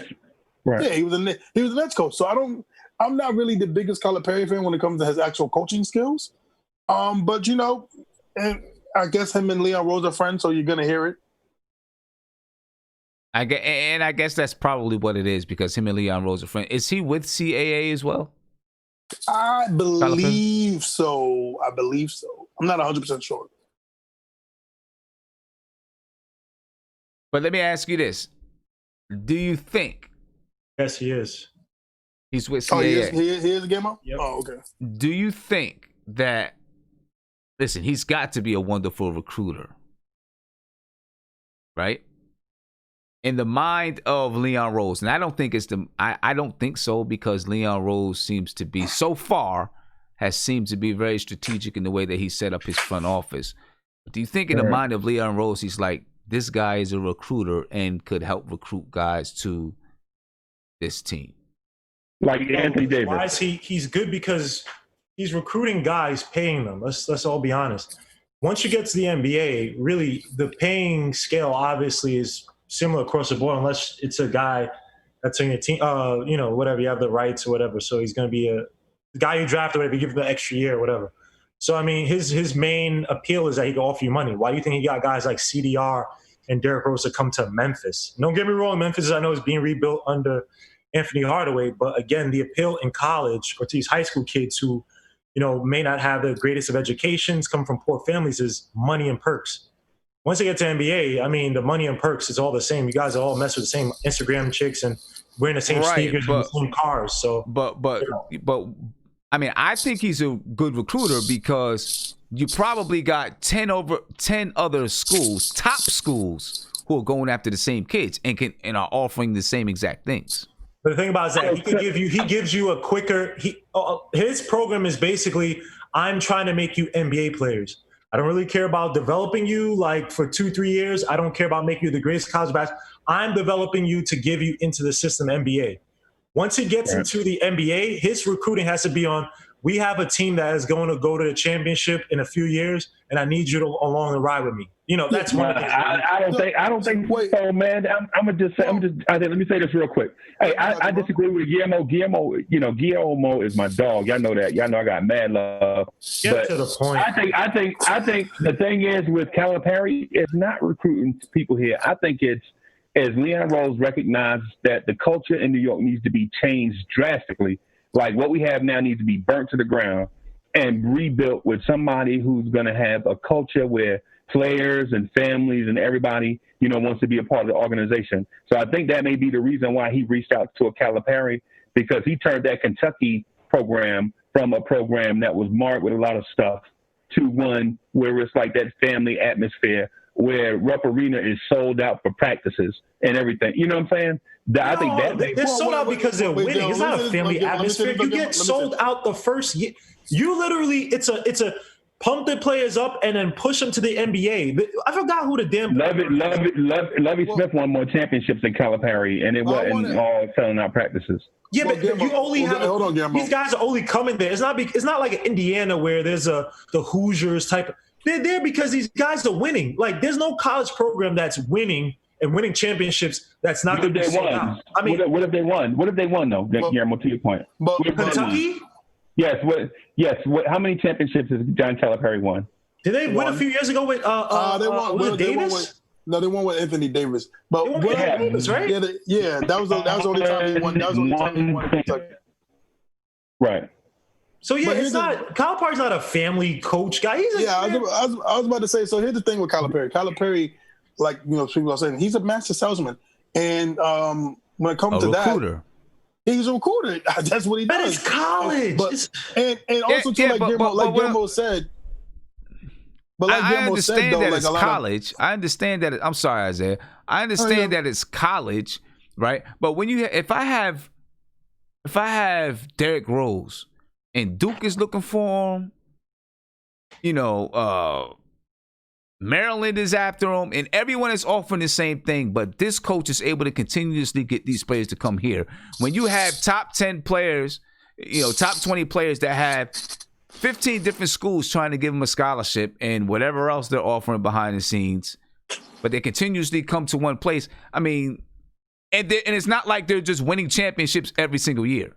Yeah, but this is what Calipari does. Well, if you are a top player, I will showcase you to get you the best fit into the NBA, right? When I look at recruiting with Calipari, right? Recruiting with the Toronto Raptors, obviously it's not just a coach, it's an organization, right? So I'm just saying use Calipari as a proxy for, a mix of that, right? Calipari recruiting for Kentucky is different from Masai Ujiri or the coach. I can't remember the white dude. I can't remember his damn name. Recruiting for Toronto, where they're literally getting guys from second rounders undrafted to come and play and fit into us. It's different recruiting. If I want to go to Kentucky, I am saying I'm going to be here for 1 year. I'm trying to get the best draft position possible. If I'm here for another year, my career is screwed. What's that point guard's name? Green, the light-skinned dude. Whatever, Green. He went there and he stuck on. Oh, I think he transferred now. But you can't go there with the expectation that, hey, I'm going to play for a few years. Versus the NBA, it's actually the opposite almost. Well, Gamma, I was going to try. Hold up, Isaiah. You're almost there in the NBA when you're talking about recruiting the top guys. You're there to almost win a championship. Everybody's there. Hey, I'm trying to win a championship. Versus Kentucky, I'll be a part of winning program, but I'm there just to really get into the NBA. Like, I don't know. Yeah, man, but you say that as if Calipari is winning championships every year. Wait, hold up. Did you listen to what I just said? I just said he's not even winning the conference. Your point was winning. Your point is winning. I said that one at a time, brothers. One at a time, brothers. Guillermo is saying the same thing over and over. Your point You're not listening. I literally just said it 3 times. Calipari is trying to push you to said that 3 times too. Championships, yes. He has a winning program. In terms of winning games, it's not a team that's going to be 10 games below 500. It's winning, and that's not winning championships, but winning games to at least get you to the dance. But his main goal is to get you. Kentucky is not a get you to the dance school. Kentucky is not a get you to the dance school. Kentucky he just wants to argue. Let to get you into the NBA. He may not be concerned about getting to championships like that because he doesn't have players really returning like that. He's trying to get you into the NBA versus the NBA's recruiting. When a team comes to you, a top player like Giannis, it's going to be hard for some of the teams who can't win. That's why. Well, let me not use Giannis. LeBron. Let me say. If I'm recruiting for LeBron, I'm telling LeBron, hey, we are getting to the championship this year with you. We're not joking around. There are 2 types of different recruiting. And also recruiting in terms of role players versus star players. Calipari is trying to go for the best of the best at all positions. Versus if I'm recruiting for the NBA, I might be trying to go for this role. Time. This point is too fluffy. Okay. Go ahead, Isaiah. Isaiah, go ahead. But I don't know. Go ahead, Isaiah. No, so basically what I was trying to get to with Calipari, the thing where I say it wouldn't, to me, be a good fit with Calipari is just like, are we really sure about his development? Because, like Guillermo was saying, right, if you're not a one-and-done prospect, when is the last time has any of us heard about a Kentucky player that's a senior Kentucky or a junior Kentucky player getting drafted to the NBA? Those are the things that I look at. Like, it's easy. I'm not saying, okay, it's not easy because there's egos and stuff, but it's easy for like a John Wall who has natural talent to, okay, I play 30 games, maybe 40 with the tournament, 40 games, and then boom, go to the NBA. You know what I'm saying? But then you have players like, where's his development with those guys that are the sophomores? Like Gimmo said, this dude on there that are sophomores, juniors, and seniors that that are probably never going to get a chance to go to the NBA because of Calipari's so-hard focus of getting these players pumping out these first-round picks to boost up the school. So, again, I wouldn't pick Calipari just because the proof is in the pudding with his development is not that – to me, from what I see, the development is not that good for him to even develop these players to actually do anything. I feel like he's going based more off their national talent and national ability. And maybe he's throwing plays in there too. But when it comes to that, it's just – I'm just not a big fan. Andy, you go, because we're the only ones being absolutely polite in the damn chat. I'm trying, man. Guys, I gotta answer this conversation with questions because the difference between recruiting in college and NBA is huge. In college, the coach is like, let's say percentage-wise, 75%, 80% of the recruiting thing. Mm-hmm. In the NBA, it's different. No, you can have players recruit you. You can have, the money, officially the money recruiting you because how was the salary cap, how much you can ask for and stuff like that. And the other thing is, why are we talking about a coach recruiting? For me, a coach is supposed to be, he can be in the process, right? But the percentage of his, input could be a little bit lower. For me, a coach in NBA should be, designed to coach the team. You don't have to put him. You can promise, have a sit-in and stuff like that. But I don't think that the coach in the NBA is going to be the main recruiting thing, and it shouldn't be even. For me, actually, even if we were guys talking about the coaching and the prospect and Atkinson's going back a couple of videos that I wasn't, in. For me, a coach should be the main thing on the team. Every player should be under the coach. It's not like we're going to have this coach and then there's going to be a star player coming in and he's going to put in strategy and stuff like that. The things that are happening with LeBron. Man, I couldn't be on a team like that. They know that the coach doesn't have the most respect on the organization. That's wild to me, but that's maybe only me. Well, so. I feel like when you're talking about the coach and choosing players, I feel like a coach should have some input in getting players to a team. Because a coach is going to have a certain system that's and true, style.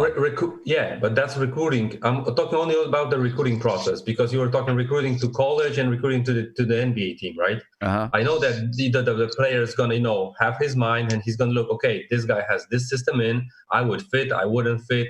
I would fit if they lost this guy or if they brought someone else in, right, with me. So, that's the question. Only the percentage-wise, right? In college, the coach is like, 75, 80% of the recruiting thing. In the NBA, it should be lower. The GM should be doing the recruiting. Of course. Right? Yes. Of course. But it doesn't stop teams from hiring a coach, as we well know, because they think that coach can attract players. You know what I'm saying? But, that's why Mike D'Antoni was hired. That's why David Fizdale was supposedly hired, right? Or part of the reason. Because they think that these guys can attract players to the team. Exactly. That's why Calipari shouldn't be taken as the best option for us because he can recruit. Because we saw that, like we said, with Fizdale. Fizdale was supposed to recruit as well, and that didn't pan out on his coaching, point. Yeah, I mean, I agree with you 100%. You know what I mean? That's not a reason that you should be hiring a coach because you think this coach can do, the recruiting, right? Can do. I mean, you should be hiring a coach because you think this coach is going to be able to, whatever. When you sat down with your coach and said, "Here, this is what we're trying to do," and the coach said, "Yeah, let's do this, and this, and that." You think that coach can make it happen. You know what I mean? So I don't know, but his name keeps coming up with Leon Rose, I guess. Not with Leon Rose. I'm not saying Leon Rose is bringing the name up, but for some reason the connection continues to come. You know what I mean? That, John Calipari, New York Knicks, I guess because of the connection with Leon Rose, I guess because he's under, he's with CAA. So, I don't know, man. We'll see. Yeah, but it was coming up also a couple of years ago, right? Well, I mean, that's true. Every it always season comes up. Yeah, that's true. Let me ask you this. If Tom Thibodeau is hired, like I think most people expect, if Tom Thibodeau is hired, do you think that's going to take the Knicks out of any chances if they, obviously the Knicks at some point are going to be looking to hire a big name free agent? Is it going to take them out of any Karl Anthony Towns situations? Yeah, and that's a good thing. I don't want them. Say it again, Sim. That any of the new coaches will take us out of it? No, if Tom Thibodeau is hired, will that take us out of any running for Karl Anthony Towns? Well, it might, because his best success was with two defensive centers, or a defensive center, or you could say Taj and Jakim Noah. Yeah. And then the situation he had with the Timberwolves, from Mark's perspective, Marcus said that it was more so on Wiggins versus Karl Anthony Towns. Karl Anthony Towns wanted to, work hard and whatnot. But I could definitely see a strain between those two, because Karl Anthony Towns, I know he grew out the whole Travis Scott braids and everything, but he's kind of soft. And Thibodeau is, again, a hard-nosed old school guy. Mm-hmm. So again, it's tough for me when these old school guys come to new situations and they haven't been in another situation where you saw a change. It's hard for me to believe that he's going to change now for a guy. So I don't see it happening. He might want a clean slate, because remember, Karl Anthony Towns might get into that locker room and might be bad-mouthing Thibodeau to other players. And once you have that, once the locker room is divided, not saying he's going to do that, but just having that possibility, Tom Thibodeau might be like, nah, I'm good. Yeah. Sim, when it comes to Karl Anthony Towns, people might not agree what I'm about to say about him, but he kind of reminds me of how Kevin Love is. Just great offensively, sucks defensively, and doesn't add the wins. If we miss out on him, I'm not going to be mad. And it's crazy, because I know Karl Anthony Towns did want to be a Knick, and I know I think he is a Knicks fan, I believe. I think he's from New York or something like that. Yeah, I mean, listen, I want, when we're able to get free agents and have earned the right to get free agents and have done it right, by all means, I want a winner. I want a player that's going to equate to wins. Again, to me, Karl Anthony Towns falls under that Kevin Love category of great offensive player, sucks defensively, doesn't have to win. So it's not really a big deal to me. We never got Karl Anthony Towns here, personally. Okay. I mean, I personally like Karl Anthony Towns. I would take him with the Knicks. I would bring him to the Knicks. He's just very soft, though, Sam, to me. He's just very like. What'd you say? You like Karl Anthony Towns for any cost, like max money, well, and giving out players? Obviously, if you brought Karl Anthony Towns, with me saying I would bring him here, the price would have to be right. Let me just say that. As for any player, the price got to be right. But I like Karl Anthony Towns. You know what I mean? Yeah, but you like him for the max money as well, or you wouldn't give him the max? I don't know if how much is his max? I don't know how long he's been in the league. No, his max is probably going to be, if I'm not mistaken, I think. 30. Is this his second contract, right? He's on right now? Yeah, you talking about his rookie max extension since he was drafted in 2015? Yes, he should be making around $30 million. 30 plus million. The same thing he is making. So when he becomes a free agent, he's probably going to have the 4-year, $158 million, probably something like that. He'll get a 5th year if he signed with his original team, though. Yeah, but he only gets 4 if he comes in free agent with the Knicks. So I think the 4 is one about like 158 or something like that, 148 or something like that, around that. 4 for 158. 4 for something like that. Let me see. Because it depends on what all-star teams and all that stuff he makes too. So, I mean, we're talking about an estimate. But to Andy's question though, if you were asking me, I would say yes. Because the Knicks don't normally get a talent, the number 1 pick type talent, that caliber on our roster until they're like 14 years in the league broken down or something. Yeah. You know what I mean? So if you're asking. Oh, go ahead, Freezy. Oh, I was going to say, yeah, man, if it requires trading players on our active roster, trading some semblance of draft picks, not all, not the whole bank, but trading draft picks, player combination, or just signing him outright in free agency, I'd say yes, man. You got to do it because we're never going to get the number one pick, right? And not often have we signed a key free agent during the summer when free agency starts. You know what I mean? So if it's me, I say go do it, man. You got to. Yeah. So right now, Karl Anthony Towns he's under contract till 2023, 2024. Made $27 million this year. He'll make $29.4 next year. He makes 31.6 in 2020, 2021, 33.8 in 2022, 2023. Then he makes $36 million in 2023, 2004. So if you were trading for a Karl Anthony Towns, because that's how you would have to get him, you'd be inheriting that contract right there. Yeah. And Sim, do we want Sim? And let's be real, because I'm reading the comments. I'm like seeing people talking about, well, he doesn't want to play D because he doesn't want to be there. Do we really want another superstar coming to the Knicks that doesn't show effort on that side of the ball and that only cares about offensively? Haven't we not learned our lesson with a certain player who rhymes with Jello? Have we not learned this from our experience? That we got to stop getting guys that only care about one side of the ball? That's not going to get us anywhere that we really want. The whole goal of getting a free agent is to get us to the next step of winning a ring.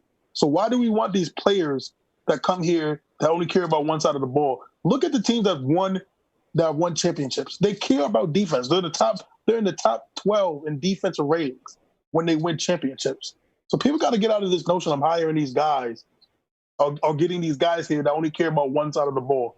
That's ridiculous. That's not going to get us to where the Knicks will all Knicks fans want us to do is run a ring. So we got to stop this notion of having these players come here with no care of defense.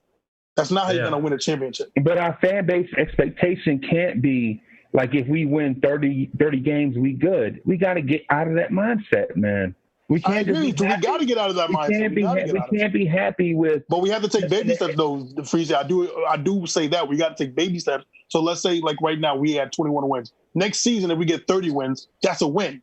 Then the next season after that, we get to 40, maybe 40 something. That's a win. I just told Isaiah that we got to get out of that mindset of looking for 30 wins, and then the next thing you say is. But we're starting from scratch, though, Freezy. Though that's the difference, though. We're starting from scratch and trying to do it the right way. No, man. How about we see if we could get Brandon Ingram, a guy who's grown into his own on both sides of the game, on both sides of the ball, and a guy that might fit Thibodeau's mindset, right? A guy who can basically make plays off the ball, make plays with the ball in his hand, off ball. A guy can defend, use his length. And I think that outside the Lakers system is starting to see, hey, I am actually good. I don't have to be put down because LeBron is here and that stuff. I think he might be an interesting candidate for Thibodeau. You don't have to give him the assets. You just have to give him the contract. And maybe the Pelicans might see it hey, maybe it's a guy to build with, maybe not. Maybe we want to throw in the max. Maybe we want to build around Zion. So I think that's more interesting because this cat talked to me. Guys, whatever. I ain't trying to give up assets for him. We need as many assets as possible. But if there's a guy that I was going to spend money on, and I felt like Giannis wasn't going to come here, which I feel strong that he's not going to come here, why not a guy like Brandon Ingram? No, I'm pretty sure that I think the Knicks will probably make an offer for Brandon Ingram this summer. Brandon Ingram is going to be a restricted free agent. I think they'll probably make an offer. I don't think that means that they won't try to make some other moves for other players in the league, though. But. You would not get both. And someone said Ingram is a wing. He would hurt RJ's. You could put RJ at the 2. You said you would not get both? No. I asked, if would you? You couldn't get both. You couldn't get Cat and. Why couldn't you? You think they'll trade all those assets for Cat and then trade for No, you wouldn't be trading for Brandon Ingram. You'd be signing Brandon Ingram. I thought Ingram was a restricted free agent, though. He's a restricted free agent. No, right. You'd have the cap. No, I'm not saying you trade. No, right. You have to give him the offer sheet for Brandon Ingram. Right. You have all that money in a book, and then you're not going to try to re-sign Cat Williams. Anthony Towns. You wouldn't try to re-sign Karl Anthony Towns after giving up all those assets. You're only going to keep him for 1 year when it's not. No, but Karl Anthony Towns. If you trade for Karl Anthony Towns, he's on the books for the next 5 years. Yeah, 4. 4 years. How are you gonna He's get? But how are you gonna get Brandon Ingram then? through free agency. You would sign him through free agency, through money, through free money, and then you would trade for someone like, I'm saying someone like, then you would trade for another player. Right. And you're talking about $60 million between two players. So that gives you about $40 million. If the cap stays in the same, if the cap goes down, we still have $30+ million for our roster spots. Yeah, because you would offer a contract to Brandon Ingram, which I think the Knicks will do this. So I really think they should do that this summer. Right. Even though he's a restricted free agent, think you offer him a contract, and if he somehow says, yeah, I think I want to be in New York, then who knows? And if he says no, then he just says no. Right? But you can offer Brandon Ingram however much money that's going to cost you. And then if another player was there, you have the assets to be able to make a trade for another player that makes $30 million a year. I'm not saying to do it. I'm just saying that's how it would work. So you can get a Brandon Ingram and then another player. Also, who's Mark? Who's Mark? You got to download the Zoom app, brother. Download the Zoom app because we're not on Whereby no more. So Zoom app to Who's Mark. Yeah. And I got to change it on the screen because it still says Whereby on the screen. I forgot to change it. I got to change it. Yeah, but, just to add on those two guys, personally, I don't think they're worth the max money. And for Ingram to sign with us, I believe we will have to give him the max. And I don't think Cat is going to be worth that $36 million in the fourth year. I think I would. You don't think Cat's going to be worth that $36 million? I mean, he's going to be, when that contract is over. Karl Anthony Towns is 24 years old. Still very young. He's still very young. He's 24 years old. When that's over, he'll be 27, 28 when that contract is over. Yep, he'll be 27, 28 years old when that contract is over. So, but Sim, man, his defense, man, if he's gonna be if for his third contract, man, I gotta see if the Knicks gonna offer him that when he gets his third contract, I gotta see something better defensively. I got to get a better effort from that dude, man, because it's terrible for a big. Well, that third contract is going to be probably monstrous. 40. It's going to be $40 million. It's going to be 40 couple million. It's going to be $40 million. So I think if the Knicks, if you're going to make a move, I think you make a move now, and then is he going to be worth that $40 million then or not? Or if you don't think he's worth what he makes right now, then you don't. Obviously you don't make a move. Hey, Sim, I'm about to give Mark the number for the Zoom. Is that cool? We about to get up out of here, man. It's 1 o'clock. Ain't no sense of doing that now. We about to rock. Oh, can you text it to him? Can you text it to him, Mark? I mean, Sim, when you get a chance? I can send him the information, but we about to get up out this joint. Let me see. I wanted to look at New Orleans. That's right. I wanted to look at Brandon Ingram. So Brandon Ingram this season, he made $9.4 million. This season, or actually that is a qualifying offer. I'm sorry, he made $7.2 million. I'm not sure what his max salary is. I'm not sure what it's going to be 20 couple at least. It's going to be 20 it's going to be 20 something.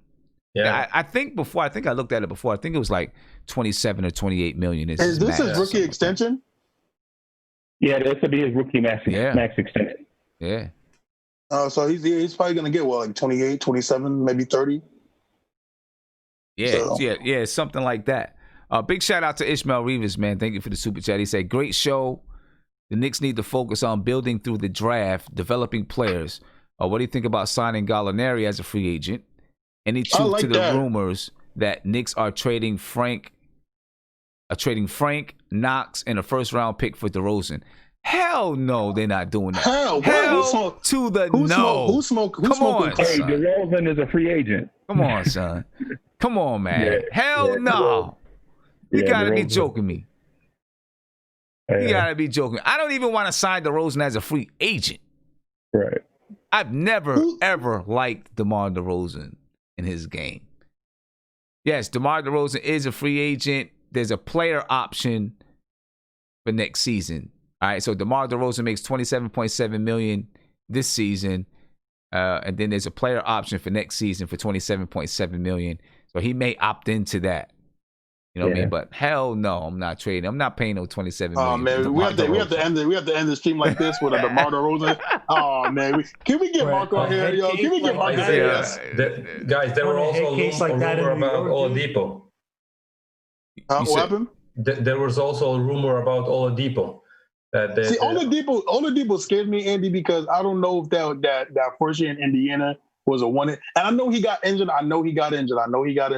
But I don't know if the Oladipo we're gonna get that first year in Indiana is the one that if we sign him, that what we get. That's the part that scares me with Oladipo. Yeah.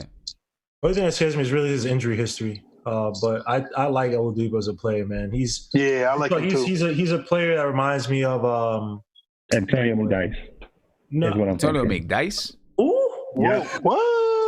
And I know they play different positions, but I was going to say Donovan Mitchell, but no, I'm talking about the injury, and then you're talking about trading for him, knowing you're going to have to pay him a lot of money. Knowing about to sound like Nate over there, bro. Knowing that he's rehabbing a Rusty right now. I don't know who McDyess is. I was just gonna say you're about to sound like Nate over there with his. No, I'm talking about the situation, man. With this dude, depends so much on athleticism, and he's hurting. You know what I'm saying? Hurting knees and stuff, and then the dude got major money. I like what this kid Khalad just said. Imagine LaMelo, RJ, Brandon Ingram, Danilo Gallinari, Mitchell. That's a playoff team. I like that team. I like that team. I like that team. What are you doing with Randall? About that? Yeah, what are you doing? I guess he would get traded. And I guess if you did that, he would get traded to somebody. Gamble, you saying LaMelo, RJ, Brandon, Danilo, and Mitch wouldn't be a playoff team? Because one, chemistry. I don't know. Two, LaMelo. That's crazy. That's a playoff team. Hold up. You guys are putting this on paper and saying this is a playoff team. We have no idea how LaMelo is going to shape out in the NBA with the Knicks, bro. Yeah, that's true. We have these lofty expectations just because of his name. We have no idea. I don't think it's about his name. And be able to shoot. Danilo Gallinari, yes, he's a little bit older, but again, Danilo Gallinari did better when he played within relatively strong systems, right? OKC and then before the that. So we like putting names together. We have no idea. And again, you mentioned RJ Barrett needs a ball in his hand. He can't play off the ball yet like that. LaMelo Ball needs a ball in his hand. Brandon Ingram needs a ball in his hand because he's more of an ISO player, right? So it's like, and then Mitch Robinson, he depends on good point guard play to get him the ball. We have no idea how those guys would play together. You know what I mean? So I don't know. It looks nice on paper, but who knows? I think that would have been a playoff team. All right, go ahead, Andy. Yo, for me, the most funny thing is that we fans are already putting LaMelo in the Knicks uniform. Yeah, I already bought my jersey, man. Andy. It's not like you're like the 6th top 3. Andy, I bought my jersey. Andy, I bought my jersey. We're shooting for the stars, man. Andy, we did the same thing last year with Zion. Hey, we were rocking Zion jerseys last year. I'm telling you right now, Andy, I brought my LaMelo Ball jersey for me and my dad and you. We're gonna go to the. It must be a bootleg jersey then. Yeah, what if he ends up like John Wallace and gets traded next year? It must be a bootleg jersey. Ain't no bootleg. I got it from my cousin Raheem, so it ain't no bootleg jersey. Hey, fellas, I'm out of here. Big Freezy, man, thank you for the super chat. He said, great show and smash that like button. Yes, please. Smash that like button, ladies and gentlemen. I just want to say this last thing, sir. This is shut up, Gamble. You go for 15 minutes. Listen, this is it all relates to the show. But yeah. Let's give Isaiah the last word as usual. Yeah, yes, you do. Yes, you do. This is the best Knicks channel. Sim, I love you. Appreciate you. You shut up, Gamble. You let us. I'm not scared like you to say I love her. I'm not scared to say I love her person. But you give us the freedom to do what we do here.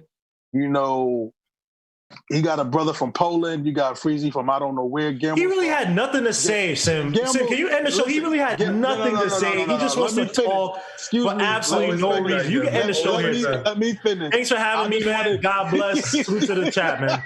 This guy had nothing to say, man. Shut up, Jerbo. But I will be on Sportscaster tomorrow, everybody. I will be talking about LaMelo Ball and how LaVar's going to get him on the Knicks.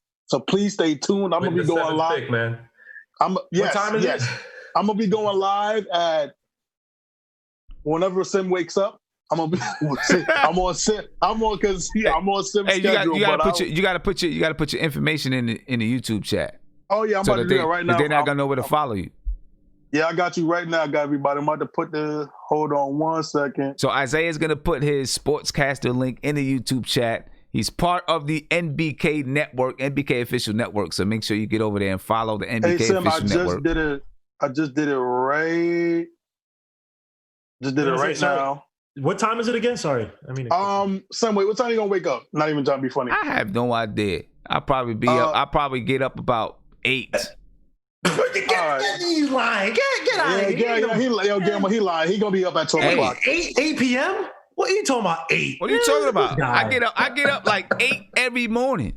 And he goes right back to sleep to get up. I get up. Look, I get up. Let the dogs out. I get up. To bed. I do a couple of meetings that I gotta take care of. I'll catch a nap throughout the day. You know what I'm saying? I'll catch a nap, but I still, Hey Sam, can you do the hyperlink Sam, can you do the hyperlink because I did it, but it didn't hyperlink it. But if you're sub, if you're what's the name, right? Oh, because you know what? Did you change your name? Because I think you changed your name, so maybe you don't have the wrench anymore. Who, me? Yeah. Oh yeah, he didn't put me as the wrench no more. But yeah, so the link. Just put it in the Zoom chat, and I'll put it for you. I'll put it right. Isaiah, just type something in. Type something in real quick so I can see your name up there, and then I can give you a wrench. I just did it right now. What the? All right, yeah, that's right. He said type. He said type anything. Cooking with Zay. With Chef Zay. With Chef Zay. Ain't no chef. Oh, shut up. I'm gonna be cooking something really good tomorrow. I'm gonna be cooking stuffed shrimp with lobster and spinach with a little bit of egg. All right, so you should be able to throw a link up in there now. Okay, I'm doing it right now. Are you gonna film that? Yeah, boy. And big shout out to Trevor. Thank you for the super chat, Trevor. There we go, everybody. There's the hyperlink to the sportscaster. I'm gonna be going live around 1:30. Like I said, it's gonna be a quick 5-minute video just talking about LeVar Ball and LaMelo and how he's gonna get LaMelo Ball. He's gonna push him to the Knicks. So just everybody stay tuned. It's gonna be around 1 to 1:30. So. Is it gonna be a video chat? Wait, can we do video chat, sir? Yeah, it's a video chat. It's a video chat. Yeah, I'll do a video chat. You gonna do it on a whereby or something, or? Oh no, I was gonna do it on Sportscaster. Oh no, he's just gonna be on Sportscaster doing it himself, and then we'll be in the YouTube. We'll be in the chat section. Oh, okay. Yeah. Got you. Hey, you right. The Public Enemy is sports and cooking, baby. That's what we do over here. Yeah, that's actually not a bad idea. The Public Enemy is hating tonight. What is with I can't even say who I want to say who I think is the Public Enemy, but it is what it is. Anyway. All right, make sure you guys follow. Make sure you guys follow Isaiah right there in that link. It's in the YouTube chat. Go follow him on Sportscaster. Yes, check him out tomorrow. 1:30. I can't wait for y'all. 1:30. Andy, I need you there, Andy. I know you are Mark tired. Said, let Isaiah cut the braids. Good choice. Here you go. Tonight, man. Listen, we're not going to speak about Mark. We're not going to speak about Mark's haircuts and his choices. What is with this chat tonight, man? I don't know, man. But we about to get up out of here, man. I appreciate you guys for being here. We had a good time tonight. Make sure you check out Isaiah tomorrow. Follow him at that link, ladies and gentlemen. Make sure you follow him at that link. Yeah. Yeah. And my man Trevor Tappin, thank you for the super chat once again. I appreciate you, my man. Thank you very much. And I'll actually put that link in the description so that you guys can come back and check it out there and get to it. All right. Anyway, I'm out of here. Be peaceful, ladies and gentlemen. Thank you for your time. 1.